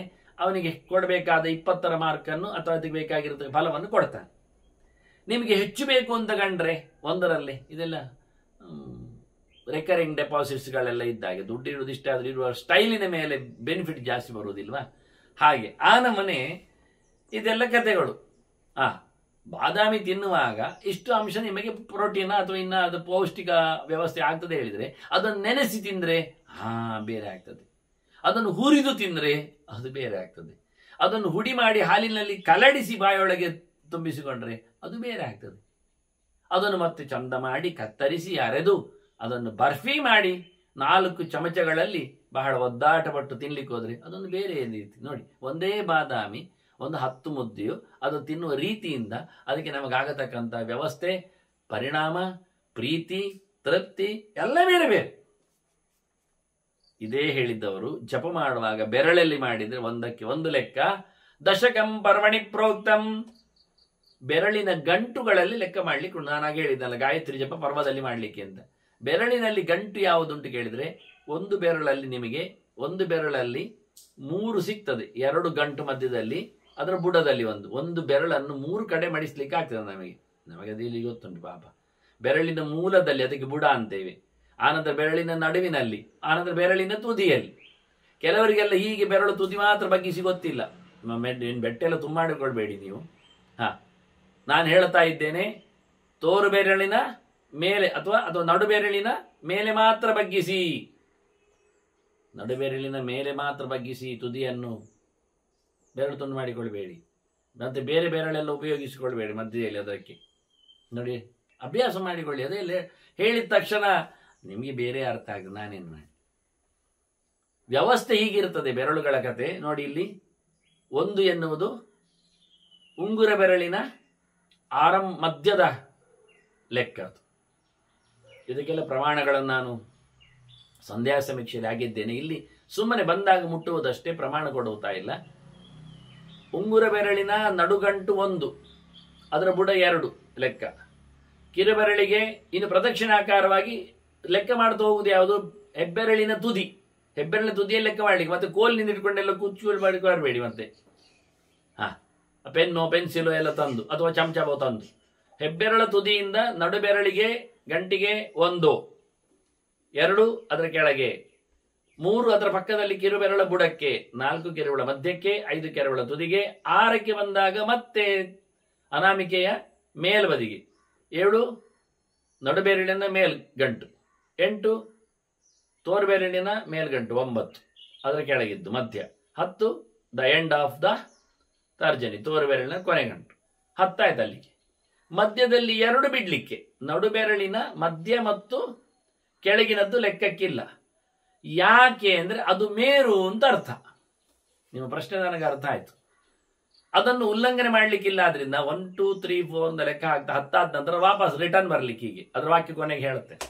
ಕೊನೆಗೆ ನೀಗ್ಲೇ ಹೇಳುವ ಮಧ್ಯದಲ್ಲಿ ಒಂದು ಲೆಕ್ಕ ಹಾಕಿಟ್ಕೊಳ್ಳಿ, ನಮೇರು ಲಂಗೆ ಜಪೆ ಅಂತ. ಜಪ ಮಾಡುವಾಗ ಮೇರು ಲಂಘನ ಮಾಡ್ಲಿಕ್ಕಿಲ್ಲ. ಮೇರು ಅಂದ್ರೆ ಮಾಲೆಯಲ್ಲಿ ಒಂದು ಶಿಖಾಮಣಿ ಇರ್ತದಲ್ಲ, ಅದು ಮೇರು. ಅದನ್ನು ದಾಟಿ ಹೋಗ್ಲಿಕ್ಕಿಲ್ಲ. ಮತ್ತೆ ರಿಟರ್ನ್ ಜಪ ಮಾಡುವಾಗ ಮಾಲೆಯನ್ನು ತಿರುಗಿಸಿ ಇನ್ನೊಮ್ಮೆ ಮಾಡ್ಲಿಕ್ಕಿದ್ರೆ, ಇಲ್ಲಾಂದ್ರೆ ಅಲ್ಲಿಗೆ ಎಂಡ್. ಮೇರು ಲಂಘನ ಆಗ್ಲಿಕ್ಕಿಲ್ಲ. ಇದು ಕೈಯ ಪರ್ವದಲ್ಲಿ ಇರತಕ್ಕ ಮೇರು ಇದ್ದಾಗಿ, ಅದನ್ನು ದಾಟ್ಲಿಕ್ಕಿಲ್ಲ. ಆದ್ರಿಂದ ಇದು ಲೆಕ್ಕಾಚಾರ, ಇದಕ್ಕೆಲ್ಲ ಪ್ರಮಾಣಗಳು. ಇಲ್ಲಂತೂ ನಮೇರಂ ಲಂಗೆ ಜಪೆ ಎನ್ನುವುದು ಅಗ್ನಿಪುರಾಣ ಹೇಳಿದ ಮಾತು ಅಂತ ಹೇಳುತ್ತಾ ಇಲ್ಲಿಗೊಂದು ಆ್ಯಡ್. ಈಗ ಇಲ್ಲಿ ಎಡೆಯಲ್ಲಿ ಮಧ್ಯೆಯಲ್ಲಿ ಒಂದು ಪ್ರಮಾಣ ಬಂದು ಹೋಗಿದೆ. ಆಗಲಿ, ಈ 3ನೇ ಹಂತ ಮಾತಾಡುವಾಗ 4 ಹಂತ ಮುಗಿಯಿತು. ಪರ್ವತ ಚಿಂತ ದಶಭಿ, ಇಲ್ಲಿ ಎನ್ನುವುದು ದಶಕಂ ಪರ್ವಣಿ ಪ್ರೋಕ್ತಂ. ನೀವು ಹೀಗೆ ಲೆಕ್ಕ ಮಾಡಿದ್ರೆ 10 ಆಯಿತು. ಇಲ್ಲಿ ಮತ್ತೆ ಎಡಕೈಯಲ್ಲಿ ಒಂದು ಗಂಟೆಯನ್ನು ಇಟ್ಕೊಳ್ಳಿಕ್ಕೆ, ಮತ್ತೆ ಇಲ್ಲಿಂದ 2 ಗಂಟೆಗೆ. ಒಮ್ಮೆ ಎಡಕೈಯಲ್ಲಿ ನಿಮಗೆ ನಡುಬೆರಳಿನ ಮೇಲಕ್ಕೆ ಕಂಡ್ರೆ ಅದು ಎಷ್ಟಾಯಿತು ಅಂತ ಲೆಕ್ಕ ಹಾಕಿದ್ರೆ 1 2 3 4 5 6 7ಕ್ಕೆ ಆಯ್ತು, 70 ಆಯ್ತು, 80 90 100ಕ್ಕೆ ಮುಗಿತದೆ. ಮತ್ತೆ ಹೀಗೆ ಖಾಲಿ ಕೈಯ ಮಧ್ಯದಲ್ಲಿನ ಗೆರೆಗಳನ್ನು, ಇದನ್ನು ಗೆರೆ ಅಂತಾರೆ. ಅದನ್ನು ಹಿಂದಿನ ಕಾಲದಲ್ಲಿ ಇಂಚು ಲೆಕ್ಕಕ್ಕೆ ಉಪಯೋಗಿಸ್ತಾ ಇದ್ರು. ಅದನ್ನು ಅಂಗುಷ್ಟ ಪರ್ವದ ಮಧ್ಯಗೆರೆ ಉಂಗುರ, ಅದು ಅಂಗುಲದ ಹಾಗೆ ಅಂತ. 1 ಇಂಚ್ ಎಲ್ಲಿ ಲೆಕ್ಕ ಕೇಳಿದ್ರೆ ಹೆಬ್ಬೆರಳಿನ ಮಧ್ಯಗೆರೆ, ಅಡ್ಡಗೆರೆ, ಅದು ಲೆಕ್ಕಾಚಾರದಲ್ಲಿ ಬರುವಂಥದ್ದು ಅಂತ ಹಿಂದೆ ಅದನ್ನು ಲೆಕ್ಕ ಹಾಕ್ತಿದ್ರು. ಪ್ರತಿಮೆ ಹೇಗಿದೆ ಕೇಳಿದ್ರೆ, ಪ್ರತಿಮೆಯನ್ನು ಡೊನೇಟ್ ಮಾಡಿದವನ ಹೆಬ್ಬೆರಳ ಮಧ್ಯಗೆರೆಯ ಲೆಕ್ಕಾಚಾರದಲ್ಲಿ ಪ್ರತಿಮೆ ನಿರ್ಮಾಣ ಆಗಿರ್ತದೆ. ಕೆಲವೊಮ್ಮೆ ಆ ಲೆಕ್ಕವನ್ನು ಇಟ್ಟುಕೊಂಡು ಆ ಗೆರೆಗೆ ಮೇಲೆ 9 ಅವತಾರ ಮೋರೆ ಎಲ್ಲ, ಇದೆಲ್ಲ ಹುಡುಕುವುದು ಬಹಳ ಕಷ್ಟ. ಅವನು ಸತ್ತಿದ್ರು ಅವನ ಅಳತೆಯಲ್ಲಿ ಪ್ರತಿಮೆ ಇರ್ತದೆ, ಪೂಜೆ ಪುನಸ್ಕಾರ ಆಗ್ತದೆ. ಇರ್ಲಿ, ಇದಕ್ಕೆ ಎಷ್ಟು ಲೆಕ್ಕ ಕೇಳಿದ್ರಿ? ಇಲ್ಲಿ ಜಪ ಮಾಡಿದ್ರೆ ನೀವು 10 ಜಪ ಮಾಡಿದರೆ 100 ಆಯಿತು ಅಂತ ಅರ್ಥ. 100ರ ಫಲ ಕೊಡ್ತಾನೆ ದೇವರು. ಬೆರಳು ಮಡಿಸುವುದಕ್ಕಿಂತ ಪರ್ವದಲ್ಲಿ ಮಾಡೋದು ವಿಶೇಷ. ಯಾಕೆಂದರೆ ಪರ್ವಗಳಲ್ಲಿ ದೇವತೆಗಳ ವಿಶೇಷ ಸನ್ನಿಧಾನಗಳಿರ್ತವೆ. ಬೆರಳಿನಲ್ಲಿ ಪಂಚಭೂತಗಳು ಮಾತ್ರ ಬಂದರೆ ಇಲ್ಲಿ ಒಂದು ಬೆರಳಿನಲ್ಲಿ 3 ಜನ ಬರ್ತಾರೆ ಮತ್ತೆ ನಮಗೆ ನೋಡಲಿಕ್ಕೆ ಬಂದರೆ. ಹಾಗೆ ನಾವು 1 to 3 ಟೈಮ್ಸ್ ಆದಾಗ ಆಯಿತು ಅದರಲ್ಲಿ ಇರತಕ್ಕ ಶಕ್ತಿ ವಿಶೇಷಗಳಿಂದ. ಇನ್ನು ಹೊರಗಿನಿಂದ ಜಪ ಮಾಡಲಿಕ್ಕೆ ಬೆರಳು ಬಿಟ್ಟು ನೀವು ಬೀಜವನ್ನು ಇಟ್ಕೊಂಡ್ರೆ ಯಾವುದು ಕೇಳಿದರೆ ಪುತ್ರ ಬೀಜ ಅಂತ, ಅದು ಆಯುರ್ವೇದದಲ್ಲಿ ನಿಮಗೆ ಸಿಗ್ತದೆ, ಗೊತ್ತಾಗ್ತದೆ. ಆಯುರ್ವೇದ ಫಾರ್ಮಸಿಗಳಲ್ಲೆಲ್ಲ ದೊಡ್ಡ ದೊಡ್ಡ ಮರಗಳಲ್ಲಿ ಕಾಯಿ ಕಾಣ್ತದೆ. ಪುತ್ರ ಜೀವ ಫಲೈರ್ ದಶ, ಇದರಲ್ಲಿ ಜಪ ಮಾಡಿದ್ರೆ ಅದು ರೂಟು ಬಹಳ ಚೆನ್ನಾಗಿರ್ತದೆ. ಇಂಥ ಕಾಯಿಗಳಿಂದ ಮಾಡಿದ ಮಾಲೆಯಿಂದ ಜಪ ಮಾಡಿದರೆ 1ಕ್ಕೆ 10 ಪಾಲು ಫಲ. ಅದನ್ನು ವೈಶ್ಯರು ಮಾಡಲಿಕ್ಕೆ ಹೆಚ್ಚು ಅಧಿಕಾರಿಗಳು ಅಂತ ಹೇಳಿಕೊಂಡು ನಾರದೀಯ ಪುರಾಣ ಹೇಳ್ತದೆ. ಇದೊಂದು ಬೇರೆ ಇನ್ಫಾರ್ಮೇಶನ್ ನಿಮಗೆ. ಯಾವ ಕಾಯಿಯಿಂದ ಯಾರು ಮಾಡಲಿಕ್ಕೆ ಉಂಟು ಎನ್ನುವುದೊಂದು ಸ್ಪೆಷಲ್ ಚಿಂತನೆಗಳಿವೆ. ಅವರಿಗೆ ವ್ಯಾಪಾರ ವ್ಯವಹಾರಗಳಲ್ಲಿ ಹೆಚ್ಚಿನ ಅನುಕೂಲ ಇದೆ ಅಂತ ಅರ್ಥ ಆಗ್ತದೆ. ಅದರಿಂದ ಮುಂದೆ ನೋಡುವ. ಶತಂ ವೈ ಶಂಖಮಣಿಬಿಹಿ. ನೋಡಿ, ಶಂಖವನ್ನು ಮಣಿ ಮಾಡಿಕೊಂಡು ಮಾಲೆ ಮಾಡಿಕೊಂಡು ಸಣ್ಣ ಸಣ್ಣ ಶಂಖಗಳು ಸಿಗ್ತವೆ. ಅದನ್ನು ಪೋಣಿಸ್ಲಿಕ್ಕೆ ಬರ್ತದೆ. ಹಿಂಬದಿಯಿಂದ ಅದನ್ನು ಕತ್ತರಿಸಿದ್ರೆ ದಾರ ಹೋಗ್ತದೆ, ಎದುರಿಂದ ಬಂದೇ ಬರ್ತದೆ. ಶಂಖ ಎದುರಿಂದ ಒಪ್ಪನೆ ಇರ್ತದೆ ಯಾವಾಗ. ಹೀಗೆ ಶಂಖ ಸರವೂ ಇದೆ, ಅದನ್ನು ನಾನು ತೋರಿಸಬಲ್ಲೆ ಬೇಕಾದ್ರೆ ಇನ್ನೊಮ್ಮೆ. ಹೀಗೆ ಶಂಖ ಮಣಿಗಳ ಸರದಿಂದ ಜಪ ಮಾಡಿದ್ರೆ 100 ಲೆಕ್ಕ ಆಗ್ತದೆ. 1ಕ್ಕೆ 100 ಜಪ ನೋಡಿ. ಶತಕಂ ಶಂಖ ಮಣಿಬಿಹಿ ಪ್ರಮಾಣ ಇಷ್ಟ ಸಹಸ್ರಕಂ. ಇನ್ನು ಹವಳ ಪಗಳ ಅದರದ್ದು ಮಾಡಿದ್ರೆ, ಹವಳಗಳಲ್ಲಿ ಬೇಕಾದಷ್ಟು ಕಲರ್ಗಳಿವೆ, ನೀವು ನೋಡಿದ್ದೀರಿ ಸುಮಾರು. ಒಂಥರ ಕೇಸರಿ ಬಣ್ಣ ಇರ್ತದೆ, ಬಹಳ ಚೆನ್ನಾಗಿರ್ತದೆ. ತುಂಬ ಕೆಂಪು ಇರ್ತದೆ, ಕೆಲವೊಮ್ಮೆ ಸ್ವಲ್ಪ ಲೈಟ್ ಬಿಳಿಗೆ ಬಂದಿರ್ತದೆ, ಕೆಂಪು ಬಿಳಿದ್ದು. ಕಪ್ಪು ಹವಳವು ನಾನು ನೋಡಿದ್ದೇನೆ, ಬೇಕಾದಷ್ಟು ಬರ್ತದೆ. ಇವತ್ತು ನೀವು ಇಂಟರ್ನೆಟ್ ಹುಡುಕಿದ್ರೆ ಎಲ್ಲ ಸಿಗುತ್ತೆ, ತುಂಬ ರ್ಯಾರ್ ಕೆಲವೆಲ್ಲ. ಹಾಗೆ ಈ ಹವಳದ ಮಣಿಗಳ ಸರ ಮಾಡಿದರೆ ಇದರಿಂದ ನಿಮಗೆ 1000 ಪಟ್ಟು ಪುಣ್ಯ ಬರ್ತದೆ, 1000 ಪಾಲು ಜಪದ ಮಾಡಿದ ಫಲ ಬರ್ತದೆ. ಕೆಲವೆಲ್ಲ ಮಂತ್ರಗಳ ಮೇಲೆ ಡಿಪೆಂಡ್ಸ್ ಆನ್. ಹಾಗಾಗಿ ಇದನ್ನು ಇಟ್ಟುಕೊಳ್ಳಿಕ್ಕೆ ಬರ್ತದೆ. ಅದನ್ನು ಒಂದು ಕೇಳುವ ಮುಂದಕ್ಕೆ. ಮೌಕ್ತಿಗೆ ಈ ಶತಸಹಸ್ರಂ 10,000 ಜಪ ಮಾಡಿದ ಫಲ ಬರಲಿಕ್ಕೆ ಮುತ್ತಿನ ಸಾರದಲ್ಲಿ ಮಾಡಬೇಕು. ಒರಿಜಿನಲ್ ಮುತ್ತಾಗಬೇಕು. ಮತ್ತೆ ಯಾವುದೋ ಪ್ರಾಣಿಗೆ ಮೀನಿಗೆ ತಿನ್ನಿಸಿ ಮಾಡಿದ ಪೆರ್ಸ್ಗಳು ಉಪಯೋಗಕ್ಕೆ ಬರುವುದಿಲ್ಲ. ಒರಿಜಿನಲ್ ಮುತ್ತು ಚಿಪ್ಪು. ಇವತ್ತು ಬರ್ತಾ ಇದೆಯಲ್ಲ ಸ್ವಾತಿ ನಕ್ಷತ್ರ, ಮಳೆ ಆಗ್ತಾ ಉಂಟಲ್ಲ, ಈಗ ಸಮುದ್ರದ ಮುತ್ತಿನಲ್ಲಿ, ಸಮುದ್ರದ ಚಿಪ್ಪಿನಲ್ಲಿ ಮುತ್ತಾಗ್ತದೆ. ಈಗ ಬಹಳ ವ್ಯವಸ್ಥಿತವಾದ ಮಳೆ, ವಿಚಿತ್ರ ಮಳೆ. ಅದರಲ್ಲಿಯೂ ಅಮಾವಾಸ್ಯೆ ಹತ್ತಿರದಲ್ಲಿ ಚಂದ್ರನು ಸ್ವಾತಿಗೆ ಬಂದಾಗ ಮತ್ತಷ್ಟು ಅದಕ್ಕೆ ಶಕ್ತಿ ಬರ್ತದೆ. ತುಂಬ ಅದರಲ್ಲಿ ರೋಗಹರವಾದ ಮದ್ದುಗಳಿವೆ ಅಂತ ಉಲ್ಲೇಖ ಮಾಡುತ್ತಾರೆ. ನಾವು ನೋಡಬೇಕಾದ್ದು ಅದರ ನೀರಿನಿಂದ ಹೆಪ್ಪಾಗ್ತದೆ ಅಂತಾರೆ, ಹಾಲು ಮೊಸರಾಗಲಿಕ್ಕೆ ಸಾಮರ್ಥ್ಯ ಉಂಟು ಅಂತ, ಕಣ್ಣು ಶುದ್ಧ ಆಗ್ತದೆ ಅಂತ, ಇನ್ನಿತರ ಕಾಯಿಲೆಗಳಿಗೆಲ್ಲ, ಕ್ಯಾನ್ಸರ್ ಮುಂತಾದ ಕಾಯಿಲೆಗಳಿಗೆಲ್ಲ ಅನೇಕ ರೀತಿಯ ಆಯಾಮಗಳಿಂದ ಅದರ ಪ್ರಯೋಜನ ಇದೆ ಇರಲಿ. ಹಾಗಾಗಿ ಮುತ್ತು ಎಷ್ಟು ವ್ಯವಸ್ಥಿತವಾದ ದೊಡ್ಡ ಸಂಗತಿ ಹೇಳಲಿಕ್ಕೋಸ್ಕರ ಹೇಳಿದೆ. ಅತ್ಯಂತ ಪ್ರಧಾನವಾದ ಎಲ್ಲ ಔಷಧಿಗಳ ರಾಜ ಅನಿಸಿಕೊಂಡ ಮರಮಟ್ಟುಗಳಿಗೆ ಅಧಿದೇವತೆಯಾದ ಚಂದ್ರನಿಗೆ ಸಂಬಂಧಪಟ್ಟಿದೆ ಅದು. ಅದರ ಚಿಂತನೆ ಒಂದು ಬೇರೆ ಹೇಳಿದ್ನಲ್ಲ. ಹಾಗಾಗಿ ಅದರಲ್ಲಿ ಜಪ ಮಾಡೋದ್ರಿಂದ 10,000ಕ್ಕಿಂತಲೂ ಮಿಗಿಲಾದ ಫಲವನ್ನು ಪಡಿತಾನೆ. ಸೌವರ್ಣೈಹಿ ಲಕ್ಷಮೇವ ಚ. ಇನ್ನು ಬಂಗಾರದ ಮಣಿ ಮಾಡಿದ್ರೆ, ಬಂಗಾರದ ಗುಂಡು, ನಾನು ಸಣ್ಣದು ಮಾಡಿದ್ರೆ ಕೈಯಲ್ಲಿ ತಪ್ಪಿ ಹೋಗ್ತದೆ, ಒಂದು ಮಾಡಿದಾಗ 4 ಓಡ್ತದೆ. ದೊಡ್ಡ ದೊಡ್ಡ ಗುಂಡು ಹಾಕಬೇಕು, ಒಂದಷ್ಟಿಂದ ಲಾಭವೇ. ಸಾಯಿಬಾಗ ಖರ್ಚಿಲ್ಲ ಅವನಿಗೆ, ಅದರಿಂದ ಎಲ್ಲ ಅವನದ್ದು 10-12 ಮುಗಿಸ್ಲಿಕ್ಕೆ ಬರ್ತದೆ. ಒಂದು ಜಪಮಣಿ ಅವನಲ್ಲಿ ಇದ್ದದ್ದು ಬಂಗಾರದ್ದು ಬಿನಿ ಆಗಿದ್ರೆ, ಮತ್ತೆ ಯಾರಾದರೂ ಅದನ್ನು ನುಂಗಿ ಹಾಕಿ ಡುಪ್ಲಿಕೇಟ್ ಮಾಡದಿದ್ರೆ ಆಯಿತು, ಅದು ಕಷ್ಟ. ಇಲ್ಲದಿದ್ದರೆ ಅವನ ಸ್ವಂತಕ್ಕಿರತಕ್ಕ ಸಂಗತಿ ಸತ್ತ ಬಳಿಕವೂ ಅನುಕೂಲವಾಗುವಾಗೆ ಆಗ್ತದೆ ನೋಡಿ, ಒಂದು ದೃಷ್ಟಿಯಿಂದ. ಹಾಗೆ ಬಂಗಾರದ ಮಣಿಗಳಿಂದ ಜಪ ಮಾಡಿದರೆ 1,00,000 ಜಪ ಮಾಡಿದ ಫಲ. ಇದು ಕ್ಷತ್ರಿಯರಿಗೆ ಹೇಳಿಸಿದ್ದು ಅಂತೇಳಿ ನಾರದೀಯ ಪುರಾಣದಲ್ಲಿ ವೇದವ್ಯಾಸರು ಹೇಳ್ತಾರೆ. ಆದರೆ ನಾವೆಲ್ಲ ಮಾಡ್ಲಿಕ್ಕೆ ಹೋಗೋದು ವಿಶೇಷ ಅಲ್ಲ, ನಮ್ಮಲ್ಲಿ ಇಲ್ಲವೂ ಇಲ್ಲ, ಬೇಕಾಗಿಯೂ ಇಲ್ಲ. ಅವರೆಲ್ಲ ಅಂತ ಶ್ರೀಮಂತರು, ಅವರು ಅದರಲ್ಲೇ ಮಾಡಲಿಕ್ಕೆ ಉಂಟು. ಯಾಕೆಂದರೆ ಅವರು ರಾಜ್ಯರಶ್ಮಿಯನ್ನು ಬಯಸುವವರು, ದೇಶಗಳನ್ನು ನೋಡಿಕೊಳ್ಳಿಕ್ಕೆ ಅವರಿಗೆ ಬೊಕ್ಕಸವೂ ಬೇಕು, ಅಂತಹ ಬಲವೂ ಬೇಕು. ಅದು ಲಕ್ಷ್ಮಿಯಿಂದ ಸಿಗ್ತದೆ. ಬಂಗಾರ ಲಕ್ಷ್ಮಿ, ಹಿರಣ್ಯವರ್ಣ ಮರಣೀಯಂತ. ಹಾಗಾಗಿ ಅಲ್ಲಿಗೆ ಸಂಬಂಧಪಟ್ಟಂತೆ ನೋಡಿ, ಒಂದೊಂದು ನಮೂನೆ ಹೇಳಿದ್ದು. ಅದಕ್ಕೆ ನಾನು ಹೇಳಿದ್ದು, ಯಾರಿಗೇನೊಂದು ವೈಶಿಷ್ಟ್ಯ ಇರ್ತದೆ. ನಾವು ಬಂಗಾರದಲ್ಲಿ ಮಾಡಿಕೊಳ್ಳಿ ಏನು ಮಾಡುವಂಥದ್ದೇನಲ್ಲ, ಪ್ರಯೋಜನ ಇಲ್ಲ. ಹುಚ್ಚಿಡಿದೀತು ಮತ್ತೆ ಕೊನೆಗೆ. ಅರ್ಥಗಳು ಹೆಚ್ಚು ಬರಬಾರದು. ಸಂಪತ್ತುಗಳು ಹೆಚ್ಚು ಬಂದಾಗ ಆಪತ್ತುಗಳು ಹೆಚ್ಚು ಮುತ್ತಿಗೆ ಹಾಕ್ತವೆ. ಬೇಕಾದವರಿಗೆ ಬೇಕದು, ರಾಜನಿಗೆ ಬೇಕು. ಹಾಗಾಗಿ ರಾಜರಂಥವರೆಲ್ಲ ಮಾಡತಕ್ಕದ್ದು ಬಂಗಾರದ ಮಣಿಯ ಸರ. ಮತ್ತೆ ಕುಶಗ್ರಂಥ್ಯ ಕೋಟಿ ಗುಣಂ, ಬ್ರಾಹ್ಮಣ ಮಾಡಬೇಕಾದವ, ವೇದಜ್ಞ ಮಾಡಬೇಕಾದವ ವರಾಹ ಕೊಟ್ಟಿರತಕ್ಕಂತಹ ದರ್ಬೆಯನ್ನು ಗಂಟು ಹಾಕಿಕೊಂಡು ಮಾಡಲಿಕ್ಕೆ ಬಹಳ ಸಮಯ ಬರುವುದಿಲ್ಲ, ಹಾಳಾಗ್ತದೆ, ಹೌದು ವಸತಿ ಇರ್ತದೆ ಎನ್ನುವ ನೆಲೆ. ದರ್ಬೆಯನ್ನು ಬಹಳ ಚೆನ್ನಾಗಿ ಉಪಯೋಗಿಸಿಕೊಂಡು ಅದರ ಗಂಟು ಮಾಡಿಕೊಂಡು ಅದರಿಂದ ಮಾಡಲಿಕ್ಕೆ ಅದೇ ಹೆಚ್ಚು. ಮತ್ತೆ ನೋಡು ಹೆಚ್ಚು ಎಷ್ಟಾಗ್ತದೆ. ಕುಶದ ಗ್ರಂಥಿಯಿಂದ ಮಾಡಿದರೆ ಕೋಟಿ ಪಾಲು ಪುಣ್ಯ ಬರ್ತದೆ. ಇದು ಬ್ರಾಹ್ಮಣನಿಗೆ ಮುಖ್ಯವಾಗಿ ಹೇಳಿದ್ದು. ಕುಶದ ವೈಶಿಷ್ಟ್ಯವನ್ನು ದರ್ಭ ವೈಪ್ರಾಣ ಹೇಳಿಕೊಂಡು ನಾನು ಭಾರಿ ಬರೆದಿದ್ದೇನೆ. ಶ್ರುತಿಗಳು ಉಪನಿಷತ್ತುಗಳು ಎಷ್ಟೆಲ್ಲ ದರ್ಭೆಯ ಬಗ್ಗೆ, ಭಯಂ ದರತಿ ಅಂತ ನಮಗೆ ಇರತಕ್ಕ ಎಲ್ಲ ಬಗೆಯ ಕಾಯಿಲೆಗಳ ಭಯ ಆಗಲಿ, ಲೋಕದ ಭಯ ಆಗಲಿ, ಸಂಸಾರದ ಭಯ ಆಗಲಿ, ಎಂಥ ಭಯಗಳನ್ನು ನಿರ್ಮೂಲ ಮಾಡುವಲ್ಲಿ ಆಸನಕ್ಕೇನು, ಪವಿತ್ರಕ್ಕೇನು, ಧಾರಣೆಗೇನು. ಒಂದ್ಸರ್ತಿ ನಾನು ತಮಾಷೆಗೆಲ್ಲ ನಿಜವಾಗಿ ಹೇಳಿದ್ದೇನೆ, ದರ್ಬೆಯನ್ನು ಮೈ ತುಂಬ ಹಾಕಿಕೊಂಡು ಜಪ ಕೂತಿದ್ದಾನಂತ, ಎತ್ತಿಕೊಂಡು ರಾಶಿ. ಇನ್ನು ದರ್ಬೆಯ ಮಳೆಯಲ್ಲೇ ಕೂತು ಜಪ ಮಾಡಿದರೆ ಎಷ್ಟು ಪುಣ್ಯ ಇಲ್ಲ ನೋಡಿ. ಧರ್ಮ ಮೂಲೆ ಸ್ಥಿತೋ ಬ್ರಹ್ಮ, ಧರ್ಮ ಮಧ್ಯೆ ಜನಾರ್ದನ, ದರ್ಭಾಗ್ರೆ ಶಂಕರ, 3 ದೇವರು ಅಲ್ಲಿ ಕೂತಿದ್ದಾರ್ರಿ.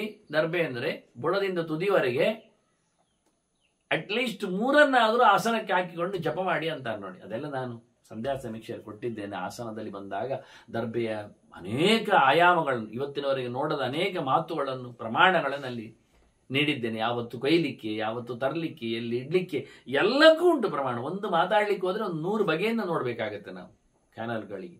ಇರಲಿ, ಈಗ ಕುಶಗ್ರಂಥಿಯಿಂದ ಮಾಡಿದ್ದಕ್ಕೆ ಕೋಟಿಗಟ್ಟಲೆ ಫಲವನ್ನು ಪಡೀಲಿಕ್ಕೆ ಬರ್ತದೆ. ಮುಂದೆ ತುಳಸ್ಯಾನಂತಗಂ ಬಲಂ. ಬನ್ನೀಗ ನಾಯಿಕೆಯರೆಡೆಗೆ. ಇನ್ನು ತುಳಸಿ ಮಣಿದ್ದು ಮಾಡಿದ್ರಿಯಾ, ಎಂಡ್ಲೆಸ್, ಫಲ ಕೌಂಟ್ ಮಾಡ್ಲಿಕ್ಕೆ ಆಗುದಿಲ್ಲ, ಕೌಂಟ್ಲೆಸ್ ಅಂತ. ಅದು ತುಳಸಿಯಿಂದ ಮಾಡ್ಲಿಕ್ಕೆ ಹೇಳಿದ್ರಿ. ತುಳಸ್ಯಾನಂತಗಂ ಬಲಂ, ತುಳಸಿಯಿಂದ ಲೆಕ್ಕ ಮಾಡುದು. ಒಂದಿಷ್ಟು ಮುದ್ದೆ ತರೋದು, ಕೆಲವು ಲೆಕ್ಕ ಮಾಡೋದುಂಟು. 1, 2 ಆಯಿತು, ತುಳಸಿ 10 ಮಾಡಿಕೊಂಡಿರ್ತಾರೆ, ಮತ್ತೆ ಆಚೆ ಮಾಡ್ತಾರೆ. ಇದು ಸಣ್ಣ ಮಕ್ಕಳ ಮಂಜೋಟಿಯಲ್ಲಿ, ಆನಂತರ ಗಜ್ಜುಗದಲ್ಲಿ, ಆನಂತರ ಇದು ಗುರುಗುಂಚಿಯಲ್ಲಿ ಇದು ಆಡೋದು. ಹೊಂಗಾರಕಾಯಿಯಲ್ಲಿ, ಪೊಂಗಾರಕನ ಕಾಯಿಯಲ್ಲಿ ಕಪ್ಪಿರ್ತದೆ, ಅದು ಎಣ್ಣೆ ಮಾಡುವ ಕಾಯಿ. ಇದೆಲ್ಲ ಆಡೋದು. ಕೆಲವರಿನ್ನು ಬೋಳೆಯಲ್ಲಿ, ಬೋಳೆ ಅಂದ್ರೆ ನಿಮಗೆ ಗೊತ್ತಿರ್ಲಿಕ್ಕಿಲ್ಲ, ಅದನ್ನು ಪೆಲತರಿ ಅಂತ ಊರಿನಲ್ಲಿ ಕರೀತಾರೆ. ಪೆಲತರಿ ಅಂದ್ರೆ ಅರಿ ಅಲ್ಲರಿ, ಅಕ್ಕಿ ಅಲ್ಲ. ಮತ್ತೆ ಅದು ಹಲಸಿನಕಾಯಿ ಬೀಜ, ಅದನ್ನು ಕೆಲವರು ಅದನ್ನು ಬೋಳೆ ಅಂತಾರೆ. ಇರ್ಲಿ, ಏನಾಗಲಿ, ಅದರಿಂದಲೇ ಅದು ಸ್ವಲ್ಪ ದೊಡ್ಡದಿರ್ತದೆ. ಇದೆಲ್ಲ ಕಲೀಲಿಕ್ಕೆ ಮಕ್ಕಳಿಗೆ ಆಡ್ಲಿಕ್ಕೆ ಅದನ್ನು ಬೋಳೆ ಆಟ ಅಂತಲೇ ಹೇಳೋದು. 7 ಮನೆಯಲ್ಲಿ ಹಾಕಿಕೊಂಡು ಆಡತಕ್ಕ ಆಟಗಳಿಗೆಲ್ಲ ಅನೇಕ ಹೆಸರುಗಳಿರ್ತವೆ. ಅದಲ್ಲ ಇದು, ಹಾಗಲ್ಲ. ಅದು ಹೀಗೆ ತುಳಸಿಯಿಂದ ಪುಷ್ಪದಿಂದ ಎಲ್ಲ ಒಂದೊಂದು ಲೆಕ್ಕ ಹಾಕಿ ಪುಷ್ಪದಿಂದ ಲೆಕ್ಕ ಅದಲ್ಲ ಅಂತಾರೆ, ಅದು ಇಲ್ಲ ಅಂತಾರೆ, ಸರಿಯಲ್ಲ.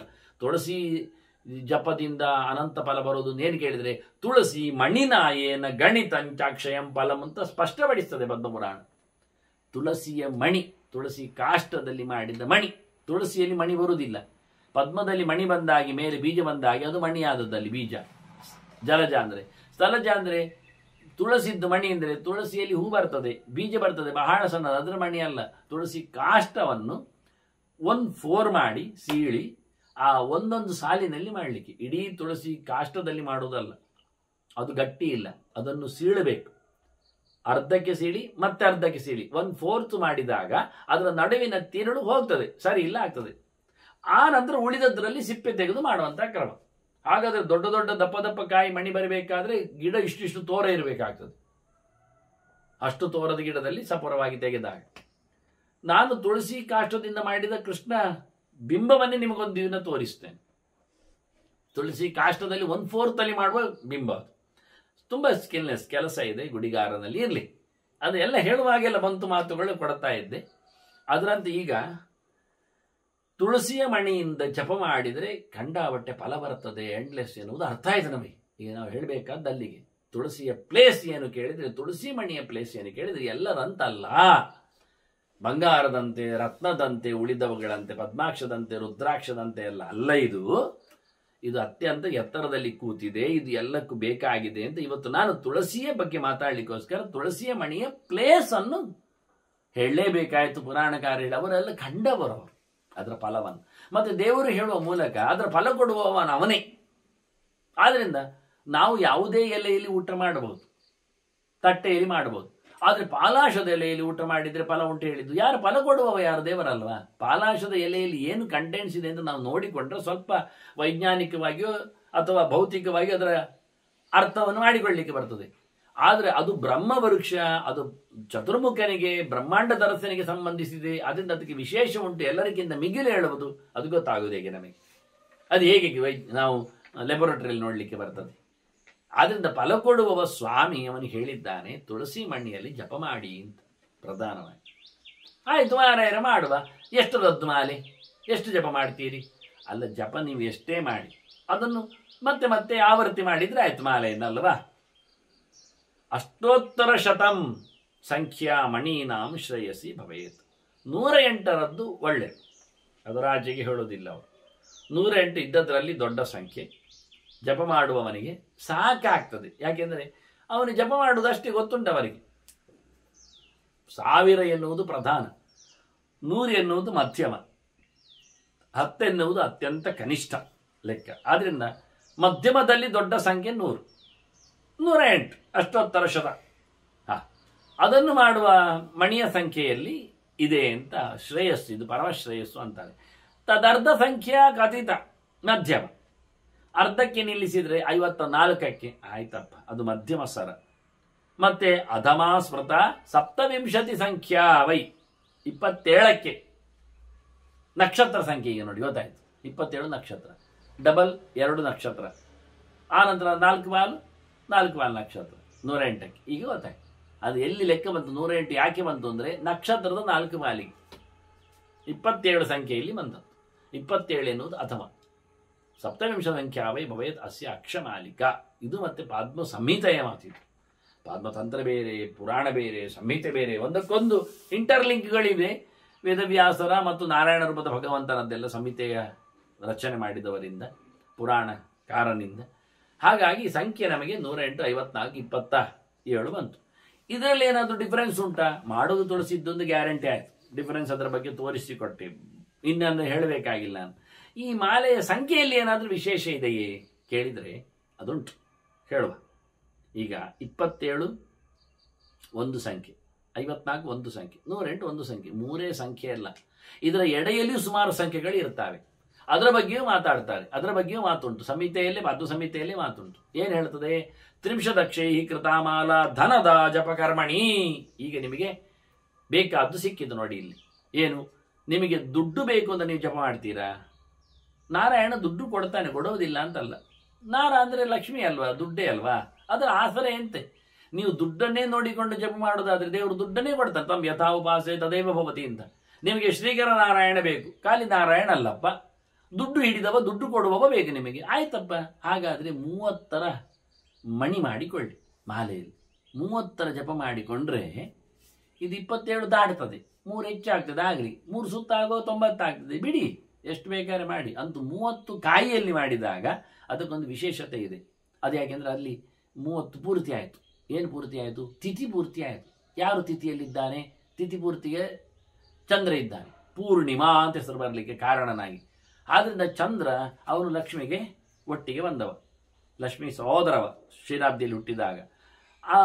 ನೋಡಿ ಅಲ್ಲಿ ಬರುವಾಗ ಚಂದ್ರಾಂ ಹಿರಣ್ಮಯೀಂ ಲಕ್ಷ್ಮೀಂ ಜಾತವೇದೋ ಶ್ರೀ ಸೂಕ್ತದಲ್ಲಿ ಅವಳನ್ನು ಕರೀತಾರೆ ಚಂದ್ರ ಅಂತ ಹೇಳಿಕೊಂಡು. ಹಾಗಾಗಿ ಪೂರ್ಣವಾದಂಥ, ಆದ್ರಿಂದಲೇ ಶ್ರೀಯ ಪೂಜೆಯಲ್ಲಿ, ಶ್ರೀದೇವಿ ಪೂಜೆಯಲ್ಲಿ ಹುಣ್ಣಿಮೆ ವಿಶೇಷ. ಪೂರ್ಣಚಂದ್ರನ ದಿನದಲ್ಲಿ ರಾತ್ರಿ ಹೊತ್ತಿನಲ್ಲಿ, ಯಾವತ್ತು ರಾತ್ರಿ ಪೂರ್ಣಿಮೆ ಇದೆ ನೋಡಿಕೊಂಡು ಪೂಜೆ ಮಾಡ್ತಾರೆ. ಯಾಕೆ? ಸಂಪತ್ತಿಗೆ. ಎಲ್ಲ ಗುಟ್ಟು ಹೇಳಬೇಡಿ ಮತ್ತೆ ಯಾರಿಗೆ ತಿಳಿಸಬೇಡಿ ನೀವು. ಮತ್ತೆ ರಹಸ್ಯವಾದದ್ದನ್ನೆಲ್ಲ ತಿಳಿಸಿಕೊಟ್ರೆ, ಯಾಕೆಂದ್ರೆ ಅವರು ನಮಗೆ ದುಡ್ಡು ಕೊಡ್ತಾರ ಬಂದರೆ? ಇಲ್ಲಲ್ಲ, ಅದನ್ನು ಮೆಲ್ಲಗೆ ಗುಟ್ಟಲ್ಲಿ ಹೇಳಿ. ದುಡ್ಡು ಬರಬೇಕಾದ್ರೆ ಹುಣ್ಣಿಮೆ ಎಂದು ಪೂಜೆ ಮಾಡಿ 30ರ ಸಂಖ್ಯೆಯ ಮಣಿಮಾಲೆಯಲ್ಲಿ ಜಪ ಮಾಡಿ. ನಾರಾಯಣ ಜಪ, ಯಾಕೆಂದ್ರೆ ಲಕ್ಷ್ಮಿ ಅಲ್ಲೇ ಇದ್ದಾಳೆ. ಎತ್ತಿಕೊಳ್ಳುವ ಮೊದಲು ಬರುವುದು ನೀರೆಯೇ. ಲಕ್ಷ್ಮೀ ನಾರಾಯಣ ಅಂತಲೇ ಕರೀದಲ್ವಾ ಹೇಳುವಾಗೆ ಎಲ್ಲ. ಭೂವರಾಹ ಅಂತ ತಿಳಿಸುವುದಲ್ವಾ. ಹೆಣ್ಣಿನ ಹೆಸರು ಮೊದಲೇ ಬರ್ತದೆ. ಅವರ ಮೂಲಕ್ಕೆ ದೇವರನ್ನು ಕರೀಲಿಕ್ಕೆ, ಇಲ್ಲಾದ್ರೆ ದೇವರ ಆಚೆ ನೋಡಿದ್ರೆ. ಇವರನ್ನು ಕರೆದಾಗ, ಲಕ್ಷ್ಮಿ ಕರೆದಾಗ ನಾರಾಯಣ ಈಚೆ ನೋಡ್ತಾನೆ, ಕೇಳಿ ಯಾರಪ್ಪ ಕರೆಯುವುದು ಲಕ್ಷ್ಮಿಯನ್ನು ಮತ್ತೆ ನನ್ನದು ಅಂತ. ಆಗ ನೀನ ಸುಮ್ಮನೆ ಇರ್ತಾನೆ. ಹಾಗೆ ಬಹಳ ಚಂದವಾಗಿ ನಾರಾಯಣ ಜಪಕ್ಕೆ 30ರ ಮಾಲೆ ಮಾಡಿದ್ರೆ ದುಡ್ಡು ಬರ್ತದೆ ಅಂತ.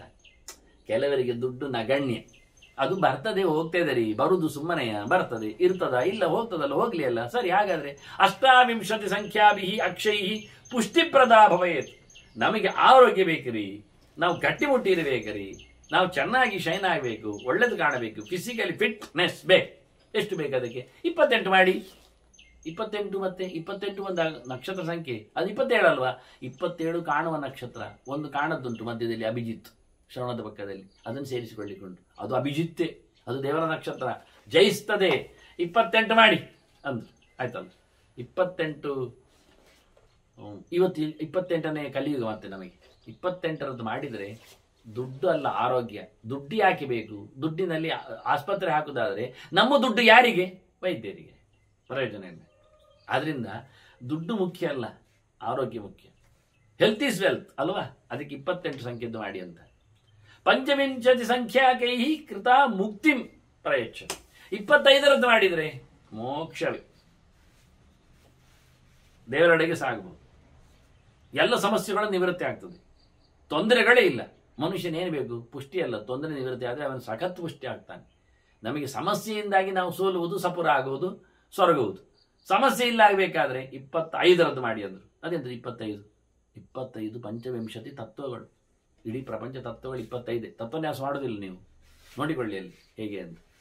ಕೈ ಬೆರಳುಗಳು 10, ಕಾಲು ಬೆರಳುಗಳು 10, ಅಲ್ಲಿಗೆ ತನ್ಮಾತ್ರೆಗಳು, ಭೂತಗಳು, ಕರ್ಮೇಂದ್ರಿಯಗಳು, ಜ್ಞಾನೇಂದ್ರಿಯಗಳು, ಮುಗಿಯಿತು ಇಡೀ ಪ್ರಪಂಚದಲ್ಲಿ. ಇನ್ನಿರುವುದು 5: ಮನಸ್ಸು, ಬುದ್ಧಿ, ಅಹಂಕಾರ ಮತ್ತೆ ಅವ್ಯಕ್ತ ಒಳಗಿನ ಪುರುಷತತ್ವ ಚಿಂತನೆ. ಇದರ ನ್ಯಾಸಕ್ಕೋಸ್ಕರ 2 ತೊಡೆ, 2 ಭುಜ ಮತ್ತೆ ಹೃದಯ ಮಾಡಿಬಿಟ್ರೆ ಮುಗಿದೋಯ್ತು. 25ರಲ್ಲಿ ಇಡೀ ಪ್ರಪಂಚ ನೋಡ್ಲಿಕ್ಕೆ. ಪಂಚಭಿಹಿ ಪಂಚಭಿಶ್ಚೈವ ಚತುರ್ಭಿಹಿ ದಶಭಿಸ್ತತ ಏತತ್ ಚತುರ್ವಿಂಶತಿಕಂ ಗಣಂ ಪ್ರಾಧಾನಿಕಂ. ಇದು ಅಂತ ಪ್ರಪಂಚ ಅಂದ್ರೆ 24, ಅದರ ದೊರೆ 25 ದೇವರು ಅಂತ. ಎಷ್ಟು ಚೆನ್ನಾಗಿದೆ! 25ರ ಮಾಲೆ ಮಾಡಿ ಅಂತಾರೆ. ಮತ್ತೆ ಹೇಳತ್ತ ಪಂಚಾಶದ್ಭಿಹಿ ಕಾಮಕರ್ಮ ಸಿದ್ಧಿ ಸ್ಯಾತ್ ಚತುರುತ್ತರೈ. 4 ಹೆಚ್ಚು 50. 4 ಹೆಚ್ಚು 50 ಅಂದ್ರೆ 54 ಒಂದು ಅರ್ಥ. 108ರ ಅರ್ಧ ಹಿಂದೆ ಬಂತು, ಮಧ್ಯಮ ಅಂತ. ಈಗ ಅಲ್ಲಿ ಕೈ ಹಾಕಿದೆ. 27ರದ್ದೆಲ್ಲ ಕೈ ಮುಗಿಯಿತು. 54ರ ಮಣಿಯ ಮಾಲೆ ಮಾಡಿದ್ರೆ ಬಯಸಿದ್ದೆಲ್ಲ ಆಗ್ತದೆ. ಕಾಮಕರ್ಮ ಸಿದ್ಧಿ, ನಮಗೆ ಇಷ್ಟ ಬಂದ ಕೆಲಸ ಆಗ್ತದೆ, ಅದೆಲ್ಲ ನಡೆಸಲಿಕ್ಕೆ ಬರ್ತದೆ. ಆದ್ರಿಂದ ಎಲ್ಲದಕ್ಕೂ ಆಯ್ತು ಅನ್ವಯ. 54 ಮಾಡಿಕೊಂಡ್ರೆ ಯಾವ ಬಯಸಿದ ಕೆಲಸಕ್ಕೂ ಅದಾಗ್ತದೆ. ದುಡ್ಡು ಬರ್ತದೆ. ದುಡ್ಡು ಬಂದ ಬೇಕು ಅಂತ ಯೋಚನೆ ಮಾಡಿದ್ರೆ 54ರಲ್ಲ, ಇದು 30ರದ್ದು ದುಡ್ಡಿಗೆ ಮಾತ್ರ, ಇನ್ನೊಂದಕ್ಕಾಗುದಿಲ್ಲ. 28ರದ್ದು ಪುಷ್ಟಿಗೆ ಮಾತ್ರ, ಆರೋಗ್ಯಕ್ಕೆ ಮಾತ್ರ, ಇನ್ನೊಂದಕ್ಕಾಗುದಿಲ್ಲ. 25ರದ್ದು ಸಮಸ್ಯೆ ಪರಿಹಾರಕ್ಕೆ ಮಾತ್ರ, ಇನ್ನೊಂದಕ್ಕಾಗುದಿಲ್ಲ, ಮೋಕ್ಷಕ್ಕೆ ಮಾತ್ರ. ಇಲ್ಲಿ ಆಗಲ್ಲ, ಎಂತ ಬಯಸಿದ್ರೂ ಅದಾಗ್ತದೆ. ಕೆಲಸ ಸಿಗಬೇಕು, ಆಯ್ತು. ದುಡ್ಡು ಬರಬೇಕು, ಆಯ್ತು. ಆರೋಗ್ಯ ಆಗಬೇಕು, ಆಯ್ತು. ಸಮಸ್ಯೆ ಹೋಗಬೇಕು, ಆಯ್ತು. ವಾಹನ ದೊರಕಲಿ, ಆಯ್ತು. ಎಲ್ಲಕ್ಕೂ 54ರದ್ದು ಓಕೆ ಅಂತ. ಮತ್ತೆ 108ದ್ದು ಯಾಕೆ? ಅಷ್ಟೋತ್ತರ ಶತೈಹಿ ಸರ್ವ ಸಿದ್ಧಿ ರಕ್ಷೈಹಿ ಕೃತಸ್ಥರಜ. ಎಲ್ಲ ಸಿದ್ಧಿ ಆಗ್ತದೆ, ಎಲ್ಲ ಬಯಸಿದ್ದಾಗ್ತದೆ. ಮಾತ್ರ ಅಲ್ಲ, ಬಯಸದ್ದೂ ಸಿಗಬೇಕಾದ್ರೆ 108ಕ್ಕೆ ಹೋಗಿ ಅಂತ. ಯಾಕೆ ಹೇಳ್ತಾರೆ ಅಂದರೆ 108ರವರೆಗೆ ನಿಲ್ಲಿಸ್ಲಿಕ್ಕೆ ಆಗ್ತದೆ ಅಂತ. ಅರ್ಧ ಮಾಡ್ಲಿಕ್ಕೆ ಬರೋದಿಲ್ಲ. ಒಂದು ಮಾಡಿದ್ದಂದು 108ರ ಕಾಯ್ದಿದ್ರೆ 1 ರೌಂಡ್ ಮಾಡಲೇಬೇಕಾಗುತ್ತೆ. ಇಲ್ಲಾಂದ್ರೆ 54 ಎಲ್ಲೇ ಆಯ್ತು ಒಂದು ಮಾರ್ಕ್ ಹಾಕಬೇಕಾಗ್ತದೆ. ಎಲ್ಲವರೆಲ್ಲ ಸಣ್ಣದು ಮಾಡೋದು ಮಾಲೆ ಯಾಕೆ ಅಂದರೆ ಅಷ್ಟೇ ಮಾಡಿ ಓಡ್ಲಿಕ್ಕೆ. ಒಂದು ಸತಿ ಸುತ್ತ ನೋಡಿದ್ರೆ ಆಯ್ತು. 54ರಲ್ಲಿ 2 ಮಾಡಿದ್ರೆ 108 ಆಗ್ತದೆ. 27ರಲ್ಲಿ 4 ಮಾಡಿದ್ರೆ ಆಗ್ತದೆ. ಮಾಡೋದಿಲ್ಲ 27 ಒಂದೇ ಸುತ್ತ ಮಾಡಿ ಹಿಡಿದು ಕೆಲ ಪುರುಸೋತ್ ಇಲ್ಲ ಹೇಳ್ತಾರೆ. ಅದಕ್ಕೋಸ್ಕರ ಮೊದಲೇ ಲೆಕ್ಕ ಹಾಕಲಿಕ್ಕೆ 108 ಮಾಡು. ಇನ್ನು ಪುರುಸೋತ್ ಇಲ್ಲ ಅಂತೇಳಿ 10ರದ್ದು ಸಣ್ಣದೆಲ್ಲ ಮಾಡ್ಲಿಕ್ಕೆ ಹೋಗಬೇಡಿ. ಕಮ್ಮಿದ್ದಾದ್ರೂ ಒಂದು 28ರದ್ದು 25ರದ್ದು ಮಾಡಿಕೊಳ್ಳಿ ಹೇಳ್ತೆ. ಮತ್ತೆ ನೋಡುವ ಕಮ್ಮಿಗೂ ಬರುವುದಿಲ್ಲ ಅಲ್ಲ. ಹೀಗೆ ಸಂಹಿತ ಬಹಳ ಚಂದವಾಗಿ ನಮಗೆ ಒಂದು ಇದು 6ನೆಯ ಅಂಶದಲ್ಲಿ ನಾನು ಹೇಳಿದ್ದು.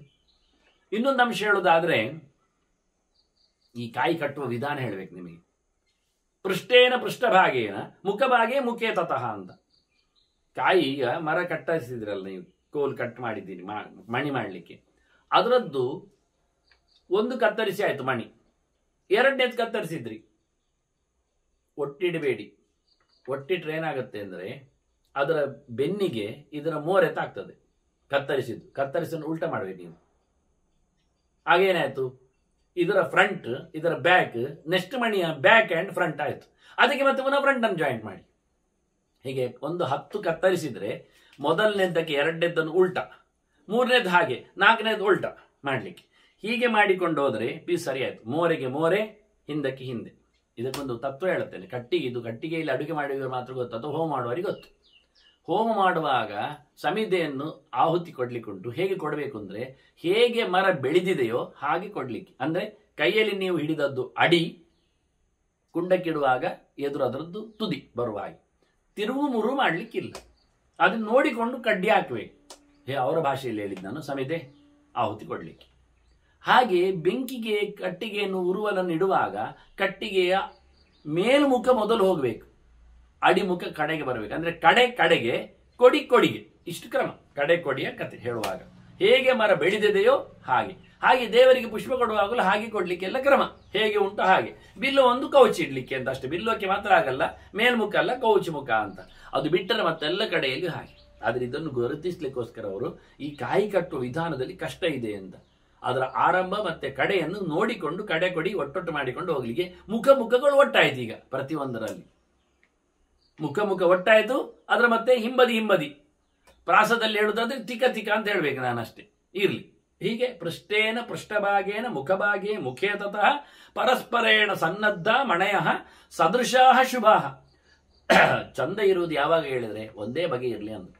ಸದೃಶ, ಈ ಒಂದು ದಂಡದಲ್ಲಿ ನಾವು 4 ಮುಖ ಕತ್ತರಿಸಿದ್ರೆ ಒಂದೇ ನಮನೆ ಬರ್ತದೆ ಮಣಿಗಳು. ಇಲ್ಲಾದ್ರೆ ಬೇರೆ ಗಿಡದ್ದು ಬೇರೆ ಮರದ್ದು ಮಾಡಿಕೊಂಡ್ರೆ ದೊಡ್ಡದು ಸಣ್ಣದು ಮೇಲೆ ಕೆಳಗೆ ಎಲ್ಲ ಆಗ್ತದೆ. ಆದಷ್ಟು ಸೇಮ್ ಬರಲಿ, ಯಾಕೆಂದ್ರೆ ಕೈ ಗ್ರಿಪ್ ಸಿಗ್ತದೆ ಒಂದೇ ನಮನೆ ಆದ್ರೆ. ಮತ್ತೆ ಇಲ್ಲಿ ದೊಡ್ಡದು ಇನ್ನೊಂದು ಸಣ್ಣದು ಆಚೀಚೆ ಆಗಬಾರ್ದು. ಅದರಿಂದ ಸಮಾನವಾದ ಆಕಾರದಲ್ಲಿ ಬರಬೇಕು ಅಂತ ಸಂಹಿತೆ ಮತ್ತೊಮ್ಮೆ ನೆನಪಿಸಿಕೊಡುತ್ತದೆ. ಇದು ಒಂದು 8ನೆಯ ಅಂಶ ನಾನು ಹೇಳಿದರೆ. ಇನ್ನೊಂದು ಅಂಶ ಹೇಳೋದಾದ್ರೆ ಅಕ್ಷಮಾಲ ಪ್ರಗೋತ್ತವ್ಯ ಜಪಕಾಲೇತು ಧೀಮತ. ಬುದ್ಧಿಮಂತ ಜಪ ಮಾಡುವಾಗ ತನ್ನ ಮಾಲೆಯನ್ನು ಯಾರಿಗೂ ತೋರಿಸಬಾರದು. ಜಪ ಮಾಡುವಾಗ ಅದನ್ನು ಮುಚ್ಚಿಟ್ಟು ಮಾಡಲಿಕ್ಕೆ, ಆದ್ರಿಂದ ಬಟ್ಟೆಯಲ್ಲಿ ಮುಚ್ಚಿಕೊಂಡು ತಟ್ಟೆಯಲ್ಲಿ ಇಟ್ಟುಕೊಂಡು ಬುಟ್ಟಿಯಲ್ಲಿ ಹಾಕಿಕೊಂಡು ಜಪ ಮಾಡಲಿಕ್ಕೆ. ನೀವು ನೋಡಿರ್ಬೋದು ಇಸ್ಕಾನ್ನವರು ಚೀಲದೊಳಗೆ ಬೆರಳು ಮಾತ್ರ ಹೊರಗಿಟ್ಟು ಜಪ ಮಾಡೋದು. ಜಪ ಮಾಡುವಾಗ ಮಾಲೆ ಕಾಣಲಿಕ್ಕಿಲ್ಲ. ಮತ್ತೆ ಬೇರೆ ನಾನು ನೋಡಿದೆ, ಬೇರೆ ಹೊತ್ತು ನೋಡಿದ್ರೆ ಪರವಾಗಿಲ್ಲ, ಜಪ ಮಾಡುವಾಗ ಕಾಣಬಾರದು ಅಂತ ಕ್ರಮ. ಇದೊಂದು ಮುಖ, ಯಾಕೆಂದ್ರೆ ಅಷ್ಟು ರಹಸ್ಯ ಅದರಲ್ಲಿ ಇದೆ ಅಂತ ವೇದವ್ಯಾಸರು ಉಲ್ಲೇಖ ಮಾಡುತ್ತಾರೆ. ಪರದೃಷ್ಟಿಗತಾಮಾಲ ನಿಷ್ಫಲ ಜಪಕರ್ಮ. ಜಪ ಮಾಡುವಾಗ ಇನ್ನೊಬ್ಬರು ನೋಡಿಬಿಟ್ರೆ ಅದರ ಫಲ ಅವರಿಗೆ ಹೋಗ್ತದೆ, ನಮಗೆ ಫಲ ಬರುವುದಿಲ್ಲ. ಇಷ್ಟಕ್ಕೋಸ್ಕರ ಜಪ ಮಾಡುವ ಯಾರಿಗೂ ಅಕ್ಷಮಾಲೆ ತೋರಿಸಬೇಡಿ, ಗುಟ್ಟಾಗಿ ಒಳಗಿಟ್ಟುಕೊಂಡು ಮಾಡಿ ಅಂತ. ಎಷ್ಟು ಬೇಕಾದ್ರೂ ಮಾಡಿ, ಯಾವ ಜಪವೇ ಮಾಡಿ. ಆದರೆ ಆದಷ್ಟು ಅದಕ್ಕೆ ನೀವು ಕೈ ಜಪ ಮಾಡುವಾಗಲೂ ಇದು ಕರಮಾಲ ಅಂತ ಅರ್ಥ. ಇದಕ್ಕೂ ಬೆರಳಿಗೆ ಕರಮಾಲೆ ಅಂತ ಹೆಸರು. ಬೆರಳು ಮಡಿಸಿ ಮಾಡುವುದಾದ್ರೂ ಒಳಗಿಟ್ಟುಕೊಂಡು ಮಾಡಿ, ಗಂಟಿನಲ್ಲಿ ಮಾಡುವುದಾದ್ರೂ ಒಳಗಿಟ್ಟುಕೊಂಡು ಮಾಡಿ, ಬಟ್ಟೆ ಒಳಗೆ. ಹಾಗೆ ಕೈ ಕಾಣ್ತದೆ ಅಂತಲ್ಲ, ಕೈ ಕಾಣಲಿ, ಜಪ ಮಾಡುವಾಗ ಬೇಡ. ಇಷ್ಟು ವಿಷಯವನ್ನು ಮುಖ್ಯವಾಗಿ ಉಲ್ಲೇಖ ಮಾಡ್ತಾರೆ. ಮತ್ತೊಂದು ನಾನು ಹೇಳೋದಾದ್ರೆ, ಜಪ ಮಾಡುವಾಗ ಬಿತ್ತು ಹೇಳುವ ಸರ ಕೆಲವರಿಗೆ ಯಾಕೆ ಬಿತ್ತದೆ, ನಿದ್ದೆ ಬರ್ತದೆ ಅಲ್ವಾ, ನೀವು ಹೇಳಿದಲ್ವಾ ಸಾಕು. ಪ್ರಮಾದಾತ್ ಪತಿತೆ ಸೂತ್ರೇ. ಏನ್ ಮಾಡ್ಬೇಕಾಗ ಬಿದ್ದೋದ್ರೆ ಯಾರಾದ್ರೂ ಎಕ್ಕಿಕೊಂಡು ಹೋಗುದಲ್ಲ. ಮತ್ತೆ ಜಪ್ತವ್ಯಂತು ಶತದ್ವಯಂ, 200 ಜಪ ಹೆಚ್ಚು ಮಾಡಬೇಕು. ಇದು ಅಗ್ನಿಪುರಾಣದ ಮಾತು. ಆದ್ರಿಂದ ಎಚ್ಚರ ತಪ್ಪಿ ಜಪ ಮಾಡಬೇಡಿ. ನಿದ್ದೆ ಬರ್ತದ, ಮಣಿಸರವನ್ನು ಕೆಳಗಿಡಿ, ಸುಮ್ಮನೆ ಕೂತ್ಕೊಳ್ಳಿ. ಎಚ್ಚರ ಆದ ನಂತರ ಮತ್ತೆ ಮಾಡಿ. ನೀವು ತೂಕಡಿಸಿಕೊಂಡು ಜಪ ಮಾಡೋದು ದೇವರಿಗೆ ಇಷ್ಟ ಇಲ್ಲ. ದೇವರ ಮಾತು, ಯಾಕೆಂದ್ರೆ ನಿಮ್ದು ಎಷ್ಟು ಎಳೆಯಿತು ಎಷ್ಟು ಹೋಯ್ತು ಗೊತ್ತಿಲ್ಲ, ಲೆಕ್ಕ ನಿಮಗೆ ಲೆಕ್ಕ ಗೊತ್ತಿಲ್ಲ, ಇನ್ನು ದೇವರೇ ಲೆಕ್ಕ ಇಡುದು. ಅದ್ನ ಪ್ರಮಾದ ಅಂತ ಕೇಳಿದ್ದು. ಎಲ್ಲಿಯಾದ್ರೂ ಕೈ ತಪ್ಪಿ ಬಿದ್ದರೆ ಅಂತ. ಕೈ ತಪ್ಪಿ ಬಿದ್ದದ್ದು ಯಾಕೆ ಅಂದ್ರೆ ನೀವು ಜಪದ ಮೇಲೆ ಎಚ್ಚರ ಕೊಡ್ಲಿಲ್ಲ. ಇನ್ನು ಸ್ವಲ್ಪ ಒಂದು ಮಾತಾಡ್ಬೋದು. ಏನ್ ಮಾತಾಡ್ಬೋದು, ನಾನು ಧ್ಯಾನಕ್ಕೆ ಹೋಗಿಬಿಟ್ಟೆ ಜಪ ಮಾಡ್ತಾ, ದೇವರ ಯೋಚನೆ ಹೆಚ್ಚಾಯಿತು ಅಂತ. ಅಂತಹ ಸಂದರ್ಭದಲ್ಲಿ ಅದು ಬಿದ್ದೋಗುದಿಲ್ಲ. ಧ್ಯಾನ ಮಾಡ್ತಾ ಇದ್ರೆ ಸರ ಇಟ್ಕೊಂಡ್ರೆ ಸರ ಅಲ್ಲೇ ಕೈಯಲ್ಲಿ ಇಳಿತದೆ. ಇದು ವಿಶೇಷ, ಹೇಳಬಾರ್ದದೆಲ್ಲ ನಾನು ಇರಲಿ. ಹೀಗಾಗಿ ಪ್ರಮಾದ ಶಬ್ದ ಹೇಳಿದ್ರು ಅವರು. ಎಲ್ಲಿಯಾದ್ರೂ ಆಯ ತಪ್ಪಿ ಬಿದ್ದೋದ್ರೆ ಅದು ಅನ್ಯಾಯ ಅಂತ ಅರ್ಥ. ಜಪ ಮಾಡುವಾಗ ದೇವತೆಗೆ ಮಾಡಿದ್ ನೀವು ಅಪಚಾರ ಅಂತ ಅರ್ಥ. 200 ಜಪ ಮಾಡಿ ಮುಂದೋಗಿ ಅಂತ. 2 ರೌಂಡ್ 108ರದ್ದಾದ್ರೆ 2 ರೌಂಡ್ ಅದರಲ್ಲಿ ಜಪ ಮಾಡಿ. ಮತ್ತೆ ಪ್ರಾಯಶ್ಚಿತ್ತ, ನಮಗೆ ಕೂಡಲೇ ಟಪಕ್ಕೆ ಪ್ರಾಯಶ್ಚಿತ್ತ. ನಾವು ಕಾಲ ಮೀರಿ ಅರ್ಘ್ಯ ಕೊಡುವಾಗ ಪ್ರಾಯಶ್ಚಿತ್ತ ಏನು ಮಾಡ್ತೀವಿ, ಇನ್ನೊಂದು ಅರ್ಘ್ಯ ಕೊಟ್ಟರೆ ಪ್ರಾಯಶ್ಚಿತ್ತ ಆಗೋದಿಲ್ಲ. ಹಾಗೆ ಇನ್ನೊಂದು ಜಪ ಮಾಡಿದರೆ 1 ರೌಂಡ್ ಜಪ ಹೆಚ್ಚು ಮಾಡಿದರೆ ಡಬಲ್ ಜಪ ಮಾಡಿ ಬಿಟ್ಟರೆ ಮುಗಿದೋಯ್ತು ಅಂತ ಇರಲಿ. ಒಂದು ಮಾತಿಗೆ ಮಾತಿರಲಿ. ಹೀಗೆ ಒಂದು 10 ಮುಖದಿಂದ ಇವತ್ತು ತುಳಸಿಯ ಮಣಿಯ ಮಾಲೆಯ ಜಪದ ವೈಶಿಷ್ಟ್ಯದ ಬಗ್ಗೆ ಹೇಳಿದ್ದೆ.